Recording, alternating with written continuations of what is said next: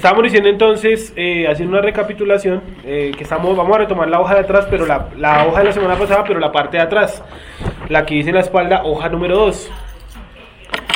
Entonces, decíamos que la Torah es primordial y que estos temas son primordiales, porque se supone que son lo básico. Pero pues ya hemos visto, ¿no? En el año, los que llevan ya viniendo un año completo, o los que llevan unos meses, ya hemos visto que estos temas son básicos, pero no tan básicos. O sea, estaban escritos para una gente no tan desconocedora de la escritura. Que puede haber unos temas más básicos para uno iniciar. Por ejemplo, el tema del calendario, que es un tema en teoría básico, en teoría. Pero pues ya lo hemos visto que no es tan básico, ¿sí? Que requiere un tiempo de estudio. Estamos hablando de la apostasía. Ahora sí, ahí era donde iba. Entonces la apostasía es el comportamiento que tienen las personas cuando se desvían del Eterno. ¿Cuál es la principal desviación de la apostasía? Alejarse de la ley. Cuando usted está lejos de la ley, pues de ahí para allá todo es apostasía. Entonces les decía que usted y a mí también nos pudieron haber enseñado versículos de la Biblia, conceptos sueltos, pero todos esos conceptos sueltos se van a quedar sueltos si yo no le meto a eso la Torah, porque la Torah es la que le da vida, es el fundamento. Entonces usted puede saber algunas cosas de Jesús, muy muy básicas, dónde nació, por qué era el Mesías de qué, Mesías por qué. Pero para usted profundizar tiene que obligatoriamente entender, primero, que Israel es el pueblo escogido de Dios, y segundo, que la Torah no está abolida. Ya hemos visto varios versículos donde se sabe que la Torah no está abolida. Sí, yo no puedo abolir de un día para mañana la ley que Dios colocó, que jamás iba a abolir, ¿cierto? Dice que primero pasarán, ¿qué? Las leyes de los cielos, las leyes del mar, las leyes de las estrellas, y luego, tal vez, pueda llegar a pasar la ley. Dice, porque tu palabra es para siempre, ¿no? Es para siempre. ¿Cuál palabra? ¿Mateo, Marcos, Lucas, Juan? Pues no, que esos libros no existían. ¿Cuál palabra? Pues la Torah, el Antiguo Testamento, el Tanaj. ¿Listo? Entonces vamos a la segunda de Pedro, ahora sí, capítulo 2 y capítulo 3. Entonces, alguien que por favor me ayude a leer el capítulo 2 y el capítulo 3. Sí, todo el capítulo 2. Es que vamos a leerlo como de paso, porque ya hayamos leído y hayamos profundizado en algunas cuestiones que están ahí. Entonces, segunda de Pedro, capítulo número 2. Dale, Wendy, por favor. Pero hubo también falsos profetas entre el pueblo, como habrá entre vosotros falsos maestros, que introducirán encubiertamente herejías destructoras, y aún negarán al Señor que los rescató. Bueno, voy parando ahí en algunos, no voy a parar en todos, solamente en algunos. Por ejemplo, ahí que existirán falsos profetas. Si le llaman falsos profetas es porque de todas maneras mantienen la categoría de profeta. O sea, efectivamente ellos tienen la capacidad de profetizar, de enseñar o de guiar. Pero lo que hacen, lo que enseñan, lo que guían, eso está mal, por eso le llaman falso. Pero no pierde su estatus de profeta. ¿Listo? Sigue, por favor. Atrayendo sobre sí mismos destrucción y muchos seguirán sus soluciones, por causa de los cuales el camino de la verdad será blasfemado. Dame un segundito. ¿Qué versículo vamos ahí? Segunda de Pedro 2. 3, arranco. Versículo 3, dale. Y por avaricia harán mercadería de vosotros, con palabras fingidas. Sobre los tales, ya de largo tiempo, la condenación no se tarda, y su perdición no se duerme. Dice, por avaricia harán mercadería de vosotros con palabras fingidas. Ya lo vimos hace como unas 2 semanas donde decíamos donde dicen, por ejemplo, es que Dios quiere que usted sea próspero, entonces traiga el diezmo para que usted prospere. Sí, eso es una palabra fingida. Y con eso están haciendo mercadería, pues, de todas las personas que ciegamente o desconocedoramente llevan el diezmo a esas congregaciones, sea cual sea la denominación. Sí, yo tengo que dar, dice, Dios ama al dador alegre. Sí, primero que todo yo tengo que dar lo que a mí se me dé la gana, o lo que a mí me nazca dar. Y segundo, nadie me tiene que proponer desde al frente que yo tengo que dar para que Dios me bendiga. Eso no tiene nada que ver una cosa con la otra. Sigue, por favor, Wendy. 4. Porque si Elohim no perdonó a los ángeles que pecaron, sino que arrojándolos al infierno los entregó a prisiones de oscuridad para ser reservados al juicio. Y si no perdonó al mundo antiguo, sino que guardó a Noé, pregonero de justicia, con otras 7 personas, trayendo el diluvio sobre el mundo de los impíos. Y si condenó por destrucción a las ciudades de Sodoma y de Gomorra, reduciéndolas a ceniza y poniéndolas de ejemplo a los que habían de vivir impíamente. Listo, ahora por favor, ahí en Sodoma y Gomorra, vamos a mirar un momento el libro de Ezequiel, pero ya les digo dónde está. Ezequiel 16:49, apostasía. Y ustedes me van a ir diciendo de lo que hemos leído, ¿qué le incluirían a la palabra apostasía? Permítanme un segundito, hacemos aquí una cuestión, y es lo siguiente, miren. Primero que todo, estar fuera de la ley, ¿cierto? Estar fuera de la ley. Segunda, creer que Israel ya no es el pueblo de Dios. ¿Qué otra hemos visto hasta ahí? De lo que nos han leído, bueno. Dice, por ejemplo, bueno, que enseñan herejías. Sí, herejías. Por ejemplo, que herejías, lo que la gente denomina la Trinidad, que ya hemos hablado medianamente, que esa es una idea que incluyeron unos filósofos romanos de una corte neoplatoniano o neoplatonismo. ¿Que de dónde tomaron ellos eso? Probablemente de algunos pensamientos griegos, incluso en la cultura judaica mezclada con la griega. Ahí había la Trinidad, pero eso no está en el Tanaj. Entonces todo eso es una blasfemia. Y empieza entonces a mencionar, por ejemplo, algunos grupos de pecadores. El primero que menciona son los ángeles y Sodoma y Gomorra, el mundo antiguo de Noé y Sodoma y Gomorra. Entonces vamos a colocar aquí crímenes de tipo sexual que está relacionado a Sodoma y Gomorra. Entonces Ezequiel 16:49. Entonces todo esto es apostasía, ¿vale? Por eso es lo más común que una persona que está fuera de la Torah pues caiga en comunidades completas, en crímenes de tipo sexual. Si han visto los de, no me acuerdo cómo se llama la congregación, pero es en Estados Unidos, es de origen mexicano, no me acuerdo cómo se llama, en La Luz, el Camino de la Luz. Sí, bueno, ese sujeto, ¿cierto? El pastor estaba en fornicación, no dicho por mí, ni investigado por mí, por el mismo FBI, ¿sí? Investigado por pornografía infantil, trata de menores, pedofilia, enriquecimiento ilícito. Todo eso, o el pastor de una iglesia. Entonces van y le preguntan a la gente de la iglesia de, ¿usted qué opina que su pastor es investigado por el FBI, vaya a ser condenado a no sé cuántos años de cárcel? La gente dice, no, nosotros estamos orando para que Dios muestre la verdad, porque todo es un montaje, y hay videos, y hay fotos, hay llamadas y todo. Entonces pues, ¿cómo encontramos ahí a la gente? En una completa apostasía. Entonces, vamos a leer ahora sí Ezequiel 16:49. ¿Cómo dice? Creo que tengo que leerlo como desde antes, como desde el 47. Esperen un segundito. Ezequiel 16:47. Bueno, en el 48 dice así: vivo yo, dice el Eterno, el Señor, que Sodoma tu hermana y tus hijas no han hecho como hiciste tú y tus hijas. He aquí que esta fue la maldad de Sodoma tu hermana: soberbia, saciedad de pan, abundancia de ociosidad tuvieron ella y sus hijas, y no fortaleció la mano del afligido y del menesteroso, y se llenaron de soberbia e hicieron abominación delante de mí. Cuando las vi, las quité. ¿Qué será exceso de ociosidad? Exceso de ociosidad. ¿A qué creen que hace referencia? Exceso de ociosidad. ¿A qué creen que hace tiempo? A referencia, bueno, listo, algo del tiempo. Es cuando yo tengo mal administrado el tiempo, ¿cierto? Pero en el tiempo libre, ¿a qué me dedico? A hacer cualquier cosa que esté relacionado a mi placer. O sea, algo para yo sentirme bien.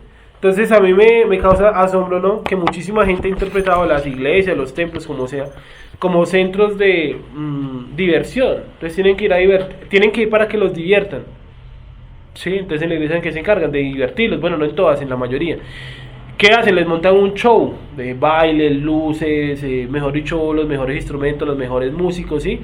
Para mantener a la gente como en una ociosidad. Pero realmente, ¿cuánto se puede llegar a estudiar en una congregación? Todos los que venimos de congregaciones de tipo cristiano sabemos que lo que se estudia es muy poco. ¿Por qué? Porque mayor parte del tiempo se le da privilegio, o se le da prioridad más bien, a la cuestión de la ociosidad.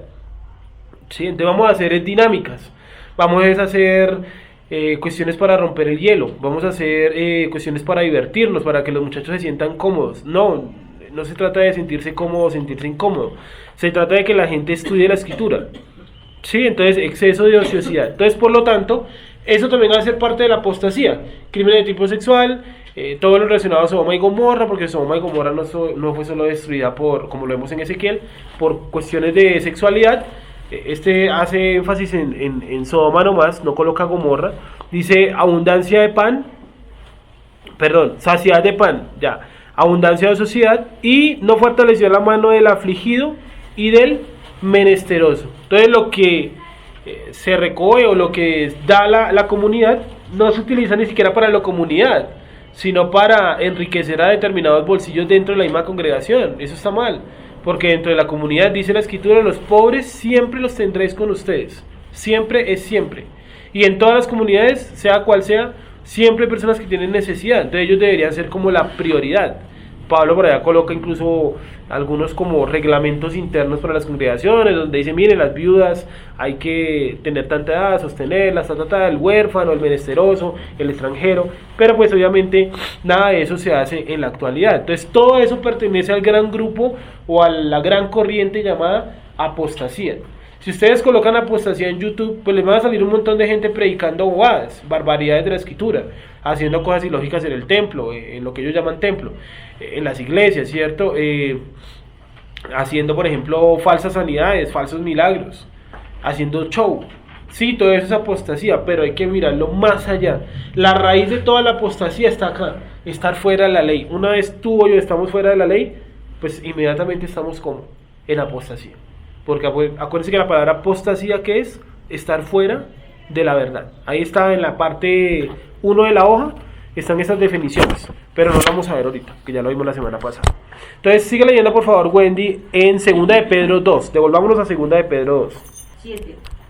Versículo 7, Y libró al justo Lot, abrumado por la nefanda conducta de los malvados, porque este justo que moraba entre ellos, afligía cada día su alma justa, viendo y oyendo los hechos inicuos de ellos.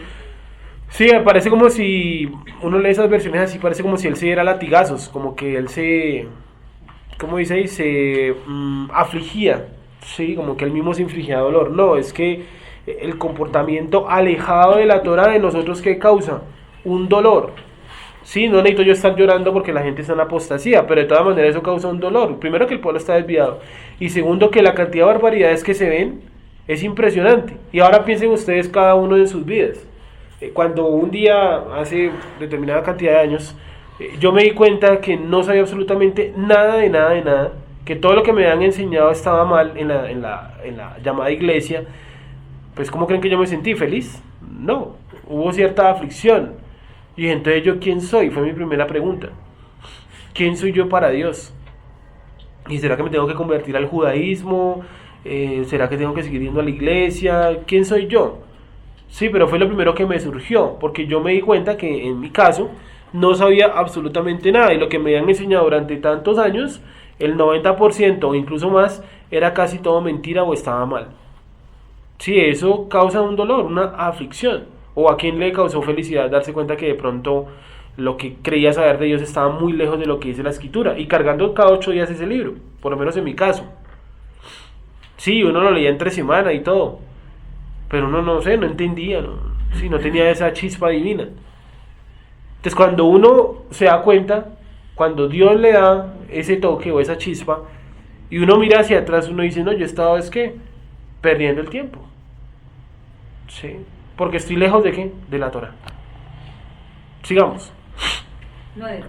Sabe el Señor librar de tentación a los piadosos y reservar a los injustos para ser castigados en el día del juicio. Dame un segundito, Wendy. Vamos en 2 de Pedro capítulo 2, versículo 9. Listo, sigue. Y mayormente a aquellos que siguiendo la carne andan en concupiscencia e inmundicia y desprecian el señorío, atrevidos y contumaces, no temen decir mal de las potestades superiores, mientras que los ángeles que son mayores en fuerza y en potencia no pronuncian juicio de maldición contra ellas delante del Señor. Bueno, entonces se acordarán ustedes que en el libro de Apocalipsis hay un enfrentamiento, en el libro de Judas hay un enfrentamiento entre el ángel, el llamado arcángel Miguel y Satanás, ¿cierto? Y dice que el arcángel Miguel no se atrevió a maldecirlo, sino que dijo que el Eterno te reprenda, el Eterno te reprenda. Entonces, cuando oigan a gente que dice, no, yo te maldigo, Satanás y eso, miren que ese pasaje dice que, vuelve a leerlo, porfa, el pasaje que acabaste de leer, porfa. Miren lo que dice.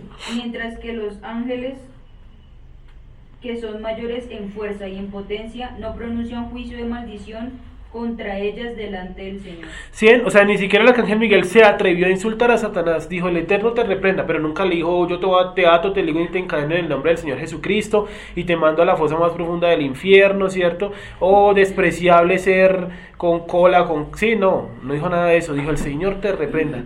Porque ellos saben muy bien que su posición es casi a la misma altura de Satanás. Porque Satanás también un día fue un ángel, ¿no?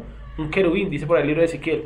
Entonces, el arcángel Miguel respeta de todas maneras el cargo que tuvo Satanás. Entonces, miren lo que dice allá. Eso no quiere decir que le tengamos miedo al diablo. Miren lo que está diciendo. Dice que usted no profiera juicio de maldición contra las entidades espirituales. Vuelve a leer, por favor, bueno. Mientras que los ángeles, que son mayores en fuerza y en potencia, no pronuncian juicio de maldición contra ellas delante del Señor. Vuelve a leer el 10, discúlpame, del 10, qué pena. Y mayormente aquellos que siguiendo la carne andan en concupiscencia e inmundicia, y desprecian el señorío, atrevidos y contumaces, no temen decir mal de las potestades superiores. Sí, está describiendo todo un apóstata, y dice, un apóstata no tiene temor en decir mal de las potestades superiores. No tiene temor en decir mal de las potestades superiores. Entonces yo te maldigo desde mis entrañas, Belcebú, príncipe de los demonios. Sí, yo no tengo que ponerme en eso, porque es que el que hace esas acciones de liberar a las personas, de sacar a los demonios, no es usted o no es yo. ¿Quién es el que hace esa acción? El Eterno. Él utiliza a quien se le da la gana para eso. ¿Sí? ¿Me hago entender? Entonces, por lo tanto, yo no me tengo que poner yo en la capacidad de maldecir a los demonios, porque coloca luego en el versículo 11. Sigue, por favor. Mientras que los ángeles, que son mayores en fuerza y en potencia, no pronuncian juicio de maldición contra ellas delante del Señor. Sigue. Pero estos, hablando mal de cosas que no entienden, como animales irracionales, nacidos para presa y destrucción, perecerán en su propia perdición. Entonces aquí también podemos colocar, más allá de lo de los demonios y eso, que la gente dice, no, es que el Shabbat está abolido. Pero uno le pregunta, bueno, ¿qué es Shabbat? ¿Alguien sabe responder esa pregunta cuando uno le pregunta? Pues no. Sí, no, es que la ley está abolida. Bueno, ¿qué es la ley? Responden como en la luz. ¿Qué es correr? Corriendo, acción de correr. Véase correr, uno va y mira correr. Véase corriendo. Sí, entonces lo mismo. Entonces, ¿qué? ¿La ley está abolida? Sí, está abolida. ¿Qué es la ley? Los 5 libros de Moisés. ¿Y qué enseña eso? No, pues es todo lo que está relacionado a las leyes mosaicas. Sí, pero ¿qué enseña? ¿Qué dice? No, pues los mandamientos. O sea que los mandamientos están abolidos.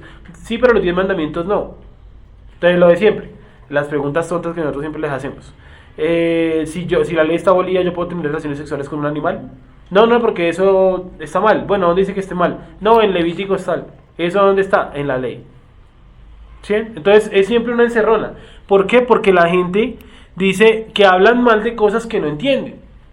Si nosotros, cualquiera de nosotros, ¿cierto? Que ha guardado un Shabbat, que se ha sentado en lugares como este o este, que ha estudiado el Shabbat por su cuenta, que ha mirado el hebreo Shabbat, que sabe que Shabbat no es un día, sino que es descansar, es una acción, es un verbo. Sí, aún así a uno le queda muy difícil definir qué es Shabbat. No importa la cantidad de tiempo que usted lleve. Ahora usted dígale a una persona que le dice a usted es que el sábado está abolido. O sea, ¿realmente entendió lo que decía el mandamiento? No. Está es que hablando como una persona irracional. Sí, entonces, ¿cuándo nació Jesús? 25 de diciembre. ¿Cierto? Bueno, ¿dónde está eso en la Biblia? No, eso no está en la Biblia. Entonces, ¿cómo decimos que el 25 de diciembre o el 24? Bueno, no, es que no importa cuándo él haya nacido. Lo importante fue que nació.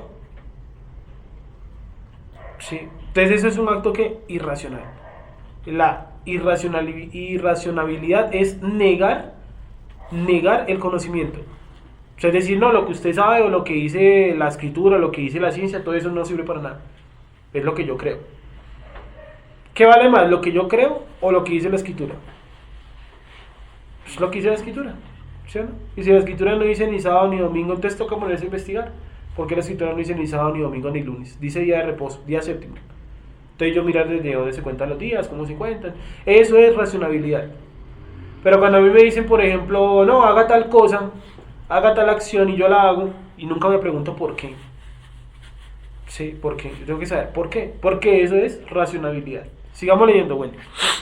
13. Recibiendo el galardón de su injusticia, ya que tienen por delicia el gozar de deleites cada día. Estos son inmundicias y manchas, quienes aún mientras comen con vosotros se recrean en sus errores. Tienen los ojos llenos de adulterio, no se sacian de pecar, seducen a las almas inconstantes, tienen el corazón habituado a la codicia y son hijos de maldición. Han dejado el camino recto y se han extraviado siguiendo el camino de Balaam, hijo de Beor, el cual amó el premio de la maldad y fue reprendido por su iniquidad, pues una muda bestia de carga, hablando con voz de hombre, refrenó la locura del profeta. Ojo, o sea que ellos profetizan o actúan para enseñar la escritura a partir de dinero. Esa es su principal motivación, porque está colocando el ejemplo de Balaam. Les recuerdo que Balaam, ¿cierto? Era un falso profeta, pero al fin y al cabo profeta, que fueron a buscar los madianitas y los moabitas para que maldijera al pueblo. Es decir, ellos sabían que él era especialista en ese tipo de trabajo, si no, pues hubieran ido a buscar a otro man. Y lo buscan a él, y él ¿qué dice? Así tú me ofrezcas todo el oro y la plata, yo no voy a ir. Y ustedes leen el pasaje y ellos nunca le habían hablado de plata. O sea, fue algo que él se inventó. Él se está colocando a sí mismo el valor. Entonces, no solamente eso, sino que él acepta ahí, pues obviamente buscando dinero. Y en su búsqueda de dinero, Dios le muestra que hasta una bestia de carga, y pues él le coloca bestia de carga en la Torah, le pone algo así como burro o burra. También Dios utiliza para profetizar y para hablar, ¿sí? No necesita que sea pues el que profeta ni nada de eso. Entonces, por lo tanto, cuando coloca el ejemplo de Balaam, está diciendo, Balaam es igual a enseñar o profetizar por dinero. ¿Listo? Entonces cuando traían, hablo de la congregación de donde estuve, cuando traían a gente de otras naciones, vamos a poner el ejemplo de Estados Unidos, que son los más comunes, ¿no? Que toca hacer una recolecta entre todos los líderes porque viene tal pastor, entonces tocarle un buen diezmo, ¿sí? Entonces nos ponían a todos a sacar en nuestro bolsillo para pagarle al man, ¿sí? Entonces, ¿qué quiere decir? Que si aquí no hay buena ofrenda, yo no sé, pues el tipo no va a volver, o ni siquiera va a venir. Entonces, por lo tanto, está predicando el tipo buscando, ¿qué? Dinero. Cuando el dinero se pone por encima de la predicación, pues terminan haciendo lo de Balaam. Al mejor postor se vende. El tipo que le ofreció más plata y más oro, a ese fue. Aunque ya le había dicho el ángel que hablaba con él, no irás, porque ciertamente este pueblo, ¿qué es? Bendito. O sea, él sabía que no tenía que ir, pero terminó aceptando por la cantidad de dinero que le habían prometido. ¿Listo? Entonces, cuando coloca el ejemplo de Balaam, es eso. Y coloca otro ejemplo. Miren, todos estos pasajes, el capítulo 2 de Segunda de Pedro y el capítulo 3, están relacionados a todo el libro de Judas. De hecho, creo que en algunas Biblias coloca incluso la concordancia a Judas, ¿cierto? ¿Alguno tiene ahí concordancia dentro de sus escrituras? Debajo del título coloca Judas 1 a algo, al 16 creo que coloca. ¿Sí, cierto que sí?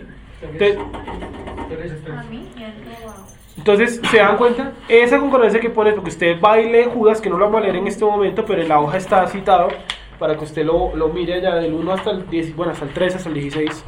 Y es para que usted mire que los pasajes son casi lo mismo, están narrando los mismos ejemplos. Vuelve a leer, porfa, desde Balaam, Wendy, porfa. ¿Qué versículo es? Allá en 15. Segunda de Pedro 2:15. Han dejado el camino recto y se han extraviado siguiendo el camino de Balaam, hijo de Beor, el cual amó el premio de la maldad y fue reprendido por su iniquidad, pues una muda bestia de carga, hablando con voz de hombre, refrenó la locura del profeta.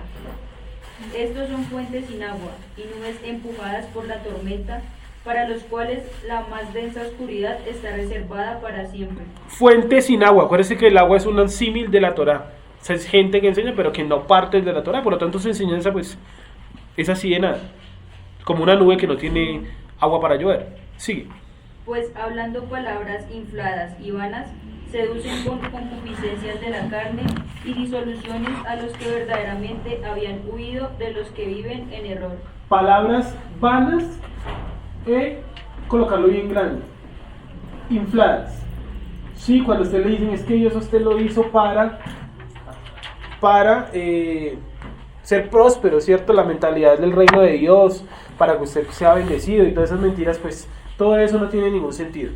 ¿Listo? Entonces, palabras infladas. ¿Qué otro tipo de cosas infladas nos pueden llegar a enseñar? Entonces ahora, pensemos un momento, aparte del ejemplo que yo acabé de colocar, que fue lo que yo escuché en mi congregación, ¿qué otro tipo de palabra inflada escuchamos? A ver, Paula, ¿qué palabra inflada escuchaste tú en tu tiempo en cualquier otra versión de la religión, digámoslo así?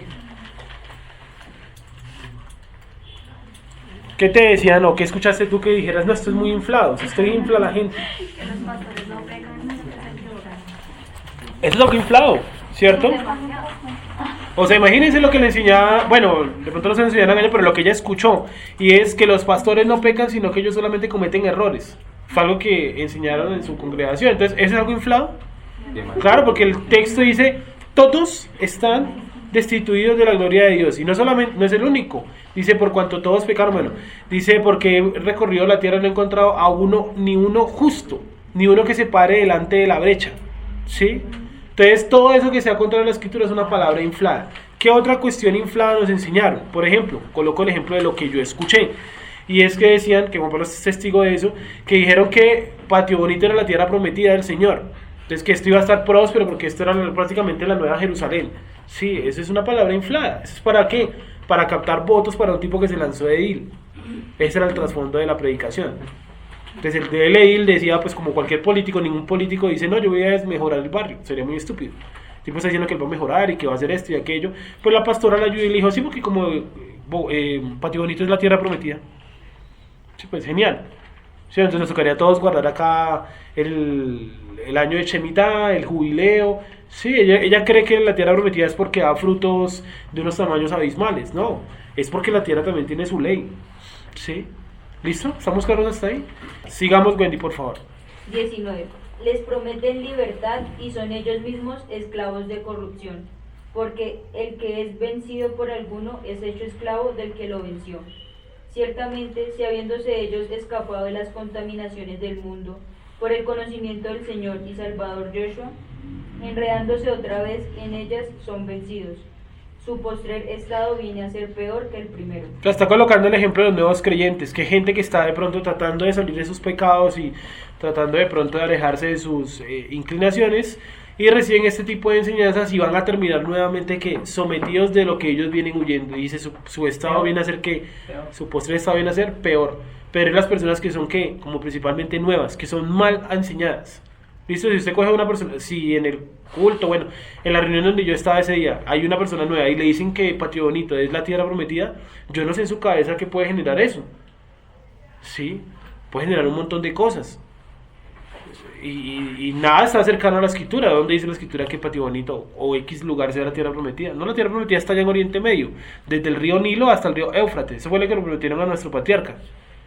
¿Sí?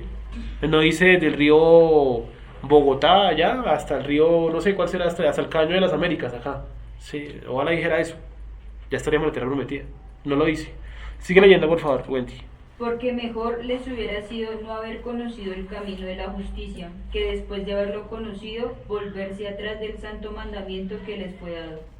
Pero les ha acontecido lo del verdadero proverbio: el perro vuelve a su vómito y la puerca lavada a revolcarse en el cieno. Sigue en el 3 también. Vamos a leer todo el 3 así a la velocidad que venimos, ¿vale? Amados, esta es la segunda carta que os escribo, y en ambas despierto con exhortación vuestro limpio entendimiento, para que tengáis memoria de las palabras que antes han sido dichas por los santos profetas, y del mandamiento del Señor y Salvador dado por vuestros apóstoles. Entonces yo tengo que tener en cuenta, para no desviarme, lo que dijeron los profetas. Todos los profetas en que insistían, vuelvan a la Torá o Dios los va a destruir. Esa es la predicación de todos. Usted puede coger cualquiera de los profetas. Eso es el punto central de toda la profecía.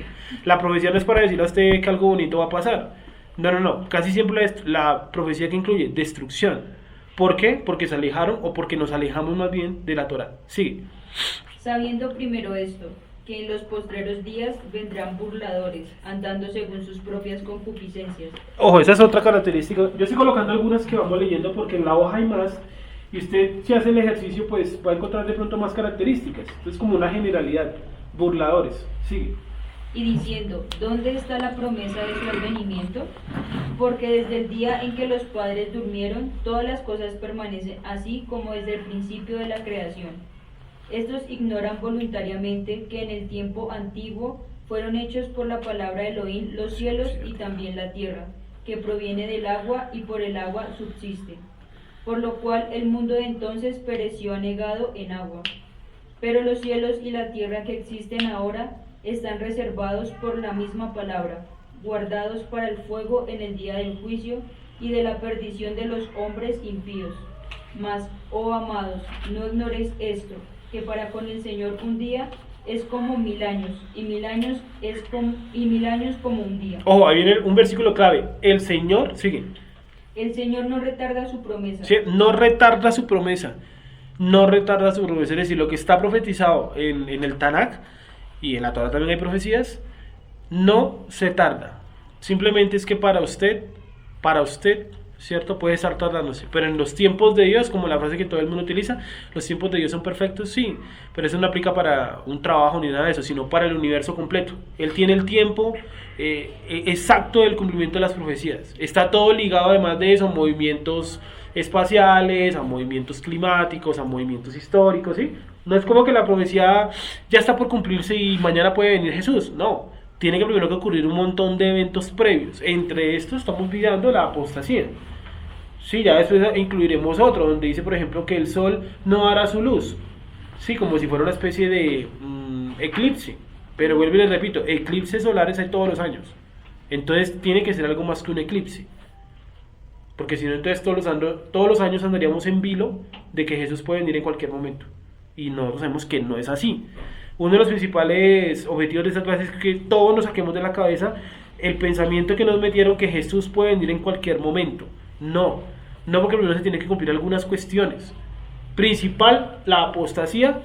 Número 2, la que vamos a ver ahora cuando terminemos de leer esto, y es el anticristo, el antimashiach. Sigue leyendo, Wendy, por favor.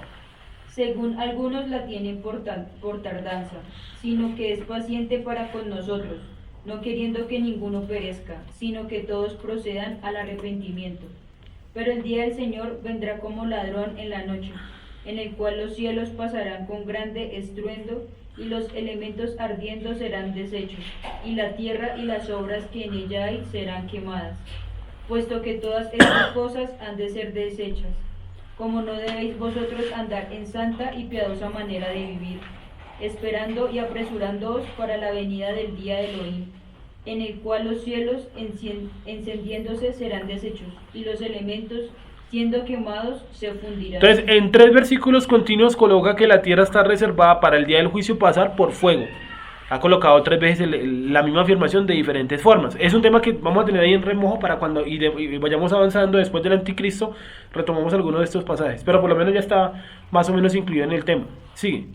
Pero nosotros esperamos, según sus promesas, cielos nuevos y tierra nueva, en los cuales mora la justicia. 100 cielos nuevos y tierra nueva. Si hay tierra nueva es porque el ser humano no va a vivir en el cielo. Eso es para decirse los testigos de Jehová. Como ellos dicen que nosotros vamos a vivir en el cielo. Pues ojalá. Pero no. Cielo nuevo y tierra nueva. Si hay tierra nueva es porque la tierra va a ser primero transformada, y segundo es porque el ser humano va a estar sujeto a un lugar llamado todavía tierra. No va a vivir en el cielo. Sigue. Por lo cual, oh amados, estando en espera de estas cosas, procurad con diligencia ser hallados por Él, sin mancha e irreprensibles en paz.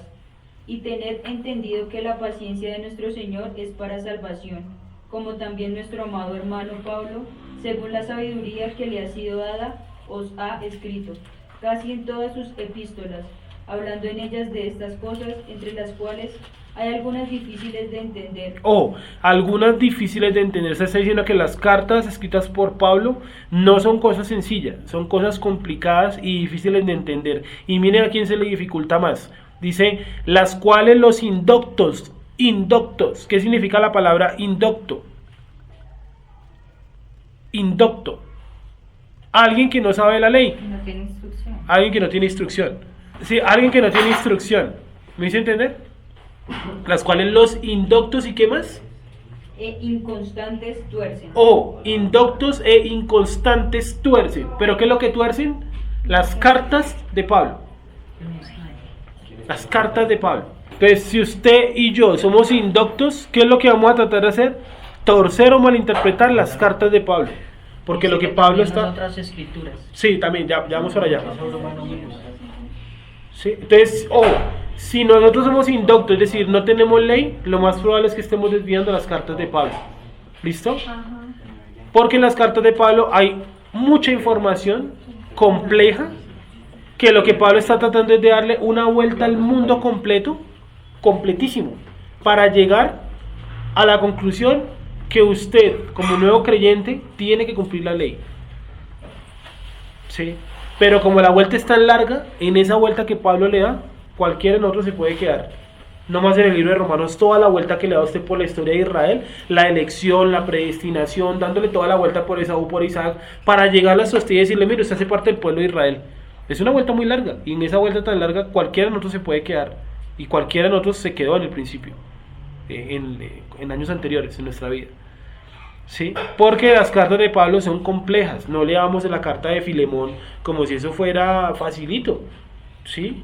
Estoy colocando el ejemplo de la carta más corta tal vez, o no coloquemos por ejemplo la carta de Judas, aunque esa no la escribió Pablo, pero no coloquemos por ejemplo primera de Timoteo, primera de Tesalonicenses, que son cartas complicadísimas, y lo está diciendo, no lo está diciendo un novato en la escritura, lo está diciendo alguien que andó con el Señor, con el Mashiach, ¿cuánto? Más o menos unos 3 años. Y aún así él leía lo de Pablo y decía, lo que este man escribe es complicadísimo. ¿Quién es? Pues Pedro. ¿Sí? Sigue leyendo, por favor, Wendy. Las cuales los indoctos e inconstantes tuercen, como también las otras escrituras para su propia perdición. ¿Cuáles otras escrituras? Pues todo lo que estaba consignado en el Tanakh y todo lo que hayan escrito personas que conocieron a Yeshua acerca de sus interpretaciones. Está diciendo lo que Pablo escribe es pesado, si usted es un indocto lo va a torcer. ¿Qué quiere decir eso? Que usted antes de leer Gálatas, usted antes de leer Efesios, Romanos, todo eso, usted tiene que partir de un punto, es ¿qué es la ley? Porque si usted entra sin conocimiento de la ley, pues usted lee cualquier pasaje de Gálatas y parece que la ley estuviera abolida. Más cuando dice, por ejemplo, porque la ley, ya no vivimos bajo la ley sino bajo la gracia, que es una pregunta a mí me gusta mucho hacer a los cristianos, y es la ley, bueno, le dice, no, ya no estamos bajo la ley sino bajo la gracia, quiere decir que esa persona estuvo alguna vez bajo la ley. Entonces yo le digo, bueno, entonces ¿qué es chaval? Como se estuvo alguna vez bajo la ley, ¿sí o no? Dice, no, porque ya nosotros no estamos bajo la ley, o sea, por eso, se estuvo alguna vez bajo la ley, ya no está, se estuvo alguna vez bajo la ley. No, y repitiendo, es que ya no estamos bajo la ley sino bajo la gracia. Y más adelante dice, no sea que la gracia sea convertida en ¿qué? En libertinaje. Y la gracia ahí está relacionada a la palabra ley. No sea que la ley, cierto, sea convertida en libertinaje. Es terrible. Eso es lo que me enseñaron a todos, por lo menos a mí. Y es como la ley está abolida, yo puedo hacer cualquier cosa. Entonces quedan todo a la sujeción suya, lo que usted considere bueno o malo. Entonces lo de los tatuajes, que es muy común entre las personas de nuestra edad, los jóvenes. Entonces dicen, no, un tatuaje, cierto, está bien o está mal. No, porque la ley dice que no se lo haga. Sí, pero como la ley está abolida, hay que, pues entonces queda su jurisdicción si a usted le parece bueno, bonito o feo. Cuando dice no te harás impresión, ¿eso se puede aplicar en cuanto a los tatuajes? Señor. No te harás impresión, que está por allí. Rasguño, hay como dos diferentes. Creo que hay uno que es para los levitas y otro que sí es para el pueblo. ¿Cómo vamos a hacer así? ¿Que lo de la menor qué? Lo de la mesa. Se la puede tatuar. O sea, porque estarán considerados como frontales. Sí, entonces me lo tatúo acá, en el corazón. Como el mandamiento dice, lo escribirá sobre tu corazón, entonces yo me lo tatúo acá. ¿Sí? No, porque el mandamiento dice no te harás torcedura, rasguño. Sigue, Wendy, por favor. Así que vosotros, oh amados, sabiéndolo de antemano, guardados. Sí, sabiendo de antemano que los indoctos tuercen las cartas de Pablo. ¿Por qué en una iglesia los libros más enseñados son las cartas de Pablo? Porque están torcidas las enseñanzas. ¿Por cuanto qué? Por cuanto son indoctos e inconstantes. O sea, si usted de verdad a esta altura usted cree que con el 45 minutos de estudio aquí, en su casa o en una congregación, con eso le basta para toda la semana, discúlpeme, pero replantéeselo. Sí, 45 minutos no alcanza para usted estudiar. Les coloco algo tan sencillo, las horas que duramos aquí en Shabbat, no es que no alcancen, es que son insuficientes para el estudio de la escritura. ¿Cuántas horas hay gente? Pues los que vienen desde la mañana, 8, 6 horas acá. Y de todas maneras uno termina y uno queda con un montón de preguntas y un montón de cosas que uno no alcanza a ver, porque el tiempo no alcanza. Estamos hablando de 6 horas semanales. Ahora coloquemos el ejemplo en el cristianismo, 45 minutos semanales. Que uno a los 10 minutos ya se quiere ir. ¿Sí les pasaba? Que uno se acomoda y uno decía, no, 15 minutos y este man todavía hablando. Sí, 40. Entonces como uno ya más o menos le tiene el ritmo, cuando el man empieza a hablar de tal cosa es porque ya va a terminar. Entonces, ¿quién vino nuevo? Uy, ya se va a acabar esta vaina, ¿cierto? Qué tortura. Sí, a todos nos pasó, ¿cierto? Entonces, en Shabbat no sucede eso, ¿por qué? Porque el alma de uno, digámoslo así, se conecta con la Torah, y no solamente eso, sino porque el conocimiento que usted adquiere es mucho, en su medida racional. Sí, entonces se entiende, se queda con preguntas, se trae un montón de cosas de la semana, más los que leen en la semana la parachá, más los que estudian otras cosas, todo eso llega acá. Entonces viene, por ejemplo, Wendy, supongamos, Wendy que durante la semana escuchó tal opinión de la parachá, ¿cierto? Viene Paula que escuchó otra opinión, Gonza que escuchó otra opinión, lo que leyó por su cuenta Sara, lo que leyó por su cuenta Claudia, lo que leyó por su cuenta Jessica, ¿sí? Todas esas opiniones llegan y se juntan acá y...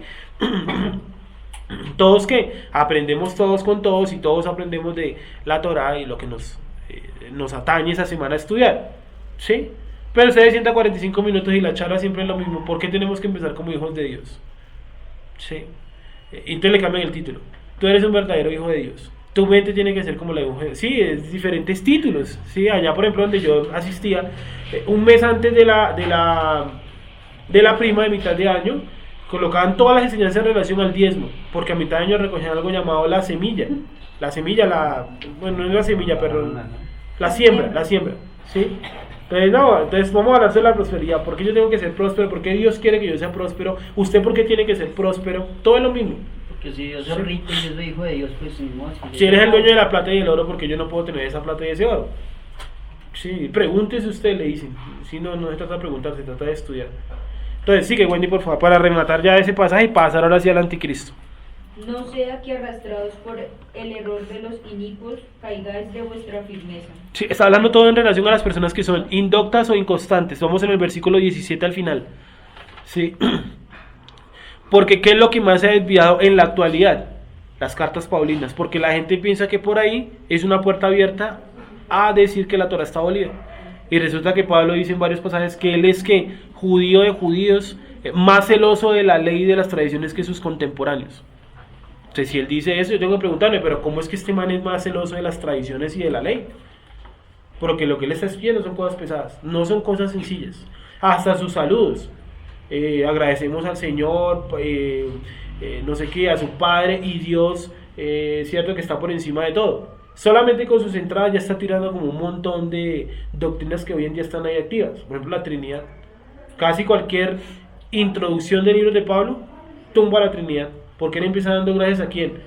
Al Padre, ¿cierto? Y nombra a Yeshua, o sea, coloca por encima al Padre. Y luego comienza a hablar de Yeshua. Dice a quien le envió para que muriera por nosotros, nos justificara por su muerte. Pero hubo alguien que lo envió. ¿Sí? Entonces, las cartas de Pablo, desde la entrada hasta el final, todo es complicadísimo. Todo es todo. Ahora sí, Wendy, remata con el último versículo. 18. Ojo, porque este versículo es tal vez el más importante hasta aquí. Porque miren lo que incluye. Antes bien, creced en la gracia y el conocimiento de nuestro Señor y Salvador Yeshua. Entonces, ¿yo cómo detecto al anticristo? Que yo conozca bien quién es el Cristo. Vamos a cambiar las palabras. ¿Cómo yo detecto bien al anti-Mashiach? Que yo sepa bien quién es el Mashiach. Dice, antes bien, creced en la gracia y el conocimiento. El conocimiento, no dice crea. ¿Sí se da cuenta? Creced en el conocimiento. Para todos aquellos que piensan que o les enseñaron o nos enseñaron que el conocimiento envanece. Sí, vuelvo y repito, el conocimiento sobre cosas que no tengan nada que ver con la escritura. Pero usted cómo lo va a envanecer algo que esté relacionado a Yeshua. Entonces usted cómo hace el filtro cuando venga el antimashia. Vuelvo y leo. Antes bien, creced en la gracia y el conocimiento de ¿quién? De nuestro Señor y Salvador, Yeshua. ¿Sí? Si yo tengo claro quién es Yeshua, es complicadísimo que el antimashia se nos meta. Aún así, lo que él viene a traer es pesado y nos puede llegar a confundir. Entonces, si una persona no tiene casi conocimiento de Yeshua, para el anticristo, ¿qué es? Pues es muy fácil, pan comido. Si a unos a otros o personas con conocimiento van a ser confundidas, pueden llegar a ser confundidas. ¿Se imagina ahora a alguien que no tenga conocimiento de Yeshua? Sí. Me gusta mucho una imagen que hay por ahí en redes sociales que dice Jesús versus Yeshua. Sí, Jesús recogía plata, pedía los diezmos y eso. Yeshua es un rabino del siglo I, estudiante de la escuela. Jesús nació el 25 de diciembre. Yeshua nació en la fiesta de Sukkot. Sí, entonces eso lo pone a uno a cuestionarse. ¿Yo en quién creo? ¿En Jesús o creo en Yeshua? ¿Sí me hago entender? Entonces, ¿por qué? Porque el conocimiento En él están escondidas todas las ¿qué? Todas las riquezas del conocimiento. ¿En quién? En Yeshua. Sigue, Wendy, por favor. A él sea gloria ahora y hasta el día de la eternidad. Amén. Ahí termina. Sí, creo que ahí termina. Ah, sí, ahí termina la casa. ¿Listo? ¿Me hice entender hasta ahí? Entonces, crecer en el conocimiento. Ustedes cada día debemos buscar el conocimiento. El conocimiento. Esa es la emuná, la fe, el conocimiento, no el creer, porque creer cree cualquiera. Lo hemos dicho 1.000.000 de veces en este lugar. Hasta un niño cree. ¿O no? Claro. Pregúntele a un niño cualquiera qué es Dios. Algún ejemplo le va a poner, alguna definición le va a dar. Pero pregúntele qué significa en Malaquías que el Mesías dice que viene con alas de justicia. Ahí todos empezamos a tambalear, porque es un tema complicadísimo. ¿Sí? Porque requiere que conocimiento. Conocimiento. La fe es conocimiento, no es creer. ¿Listo? Porque creer, repito, cree cualquiera. ¿Los musulmanes creen? Claro. Y lo que decía la esposa Wendy, creo que en la clase de mujeres, y es que del 100% de los musulmanes hay un gran número, vamos a ponerle un 90%, que ni siquiera conocen el Corán. Sí. Ni siquiera nunca lo han leído. No le podrían hacer citar una shura. Shura es como los capítulos. Porque nunca lo han estudiado. Porque es que para creer cualquier cosa usted tiene que tener primero que conocimiento. Creer, cree cualquiera. Hasta un niño. ¿Listo? Hasta ahí está más o menos claro. Entonces miren que en la hoja, al final dice, es el último pasaje de este bloque, dice, crecer en la gracia y el conocimiento del Mashiach. El conocimiento del Mashiach. Y acuérdense la advertencia que hace Pedro, porque nuestro hermano Pablo escribe cosas que muy complejas, las cuales los indoctos y los inconstantes tuercen. ¿Qué es una persona inconstante? Dice, porque el hombre de doble ánimo es inconstante en todos sus caminos. Es Santiago 1 algo. ¿Qué es ser una persona inconstante? ¿A qué le suena ya ser una persona inconstante? Que estudia por momentos. Eso, o sea que es como una especie de sube y baja. Entonces cuando está feliz pues va a Shabbat o estudia, cuando no está feliz pues no estudia, no va a Shabbat. Sí, yo no puedo tener ninguno de nosotros puede tener esa actitud de inconstancia. Sí, hay otro que dice no dejar de congregarnos como hacen algunos, como algunos tienen por costumbre. Sí, congregarse no es ir a la iglesia.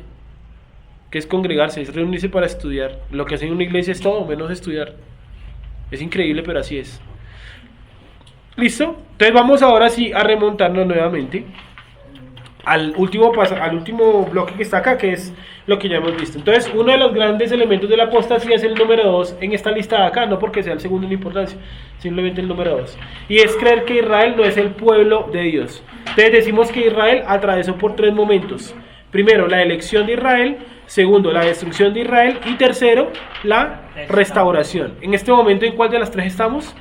En la restauración. No estamos restaurados. No. Ya inició la restauración. Estamos en el proceso. Y ese proceso que ha implicado la muerte, por ejemplo, de 6 millones de judíos. Eso hace parte de la restauración. Porque si no los matan, no vuelven a la tierra prometida, la casa de Judá. Entonces, ¿qué tiene que pasar con la casa de Israel? Yo no sé si 6 millones o 12 o 10 o 20. Pero también tenemos que pasar un proceso así para que usted y yo entendamos que nuestro lugar en la tierra, ¿cuál es? Allá en la tierra prometida. ¿Listo? Una pregunta seria. ¿En qué se basan decir que ya estamos en la restauración? Si anteriormente, cuando recién murió Yeshua, algunos de las personas que iban a estudiar decían a Pablo o pensaban que Yeshua iba a volver a venir.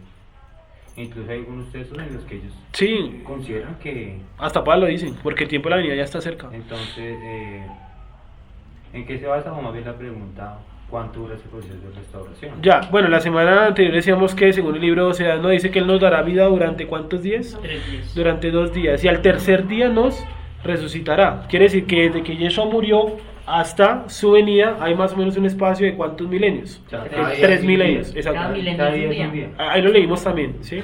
Entonces, ¿qué quiere decir? Que durante los 2 milenios posteriores a la vida, a la muerte de Yeshua, va a venir que el proceso de restauración, el proceso de volver a dar vida, nos está preparando ¿para qué? Para la resurrección de los muertos, que es iniciando el último milenio, el 7º milenio. Entonces, durante ese espacio de tiempo Él nos ha venido dando vida.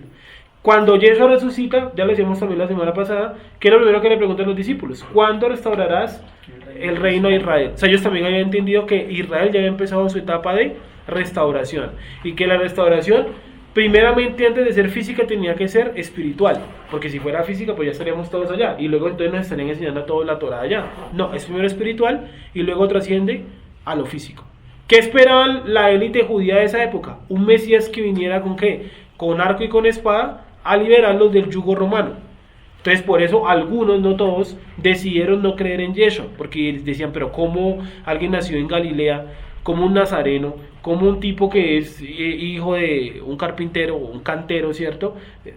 Puede ser nuestro Mesías. O sea, ellos como tal no entendían que primero tenía que ser espiritual la restauración. No entendían que el Mesías tenía que cumplir primero un montón de cuestiones más básicas, como por ejemplo nacer en Belén, la aldea más pequeña de la ciudad de la tribu de Judá.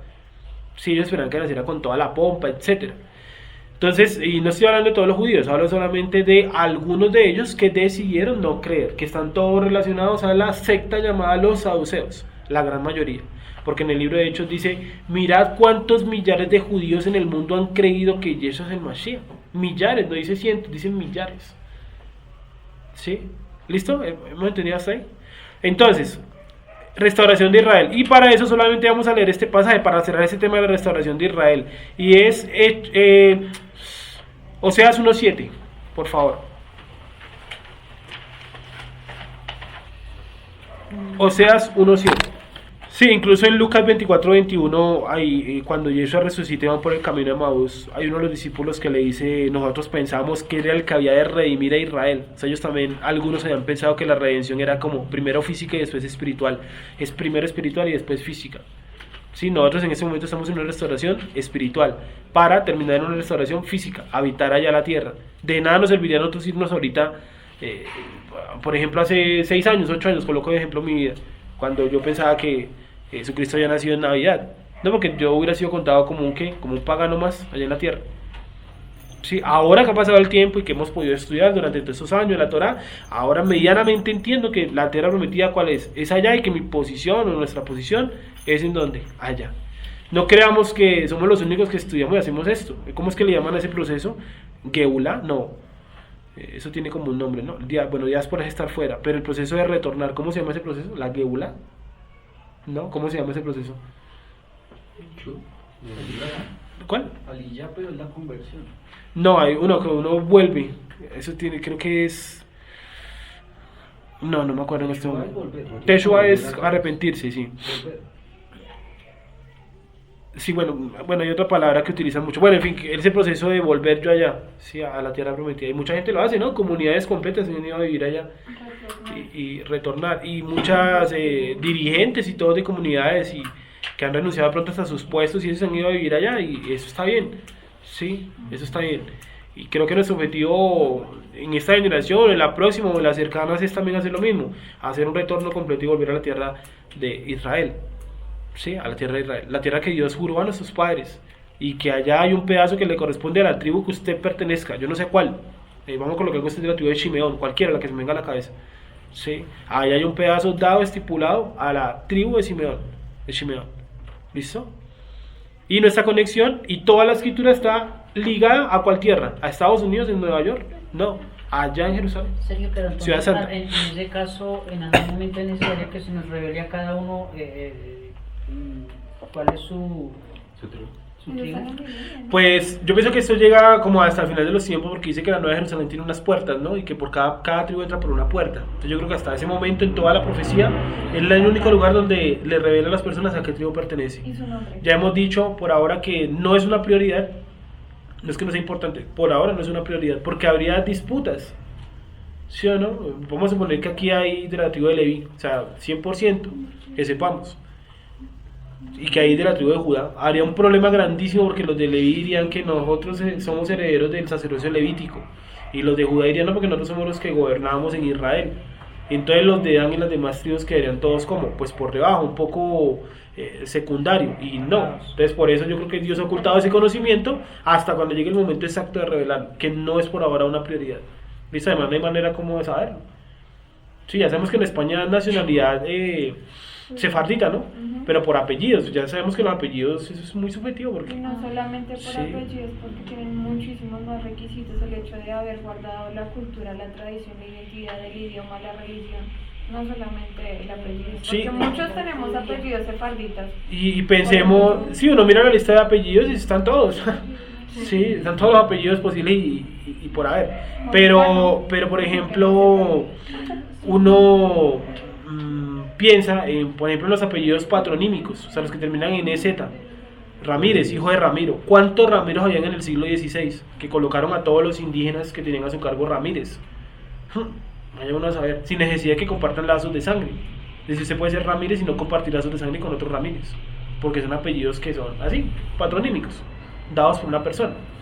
Entonces eso hay que analizarlo también. Sí, no se trata tampoco de la nacionalidad o no nacionalidad.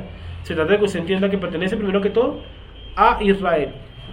Probablemente a cuál de las dos casas, probablemente la casa de Israel, por su ubicación, por su historia, por su alejamiento de la Torah, probablemente. Eso no quiere decir que no haya judíos. ¿Puede haber judíos en esta sala? Sí, fácilmente. Pero primero yo tengo que entender que hago parte de ¿qué? De Israel.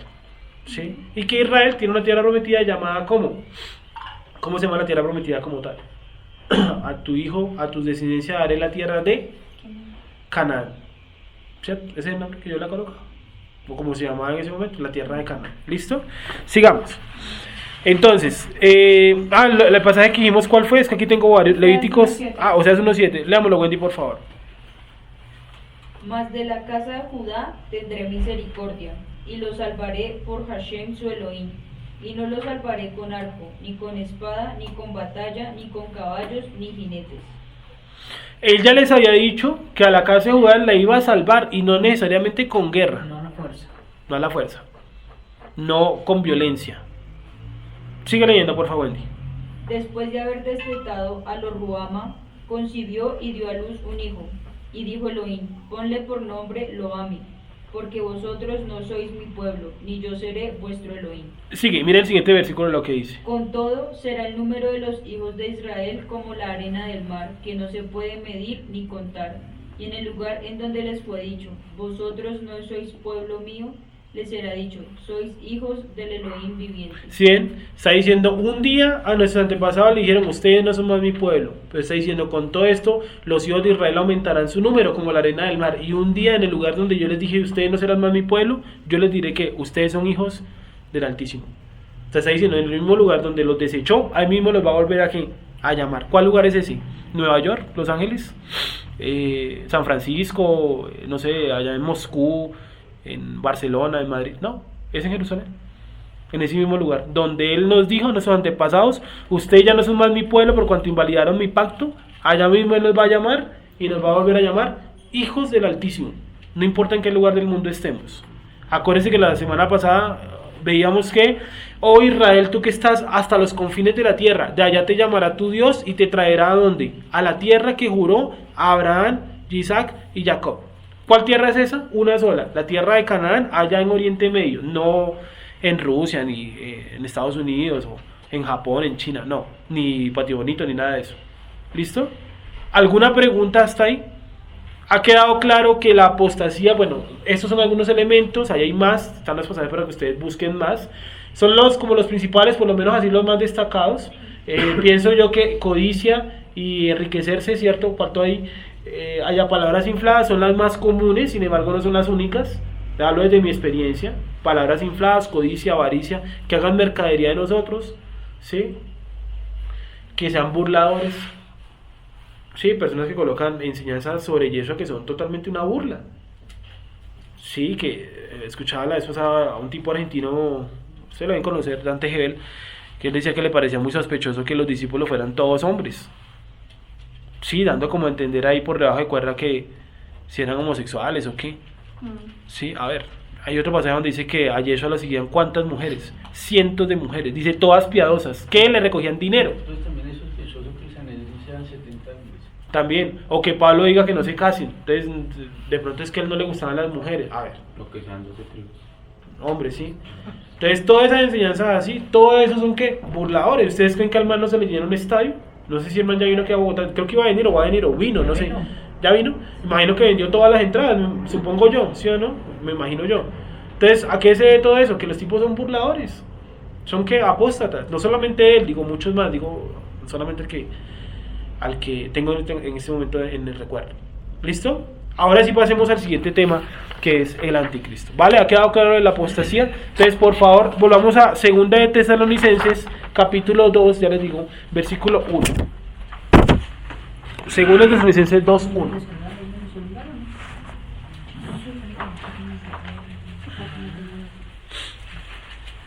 Entonces, miren, ya vimos elementos generales de la apostasía. Sí, miren, la apostasía es un tema que nos daría para otro curso completo. Cuando vimos en el pasado con los niños este tema, las doctrinas básicas también, obviamente a la medida de los niños, ¿no? Vimos la apostasía en un tema aparte, porque es muy bueno que desde pequeños se den cuenta que lo que enseñan en algunos lugares no está según, no lo de acá, sino según la Torá. ¿Sí? Entonces siempre mostrarles, miren, esto es lo que sin Torah lo que puede llegar a pasar. Ahí dicen todos los videos que ustedes han visto, la gente burladora, la señora que por ejemplo, no me acuerdo en este momento el nombre, que ella dice que ella le da órdenes a los ángeles, ¿sí? Que los ángeles tienen que obedecerle a ella porque ella es hija del Altísimo. Esa es una burladora, que la palabra El Shaddai significa las tetas de Dios, tal cual ella dice. Esa es una mujer como, es una mujer burladora, es una apóstata. ¿Cómo va a significar El Shaddai las tetas de Dios? ¿De cuál Dios?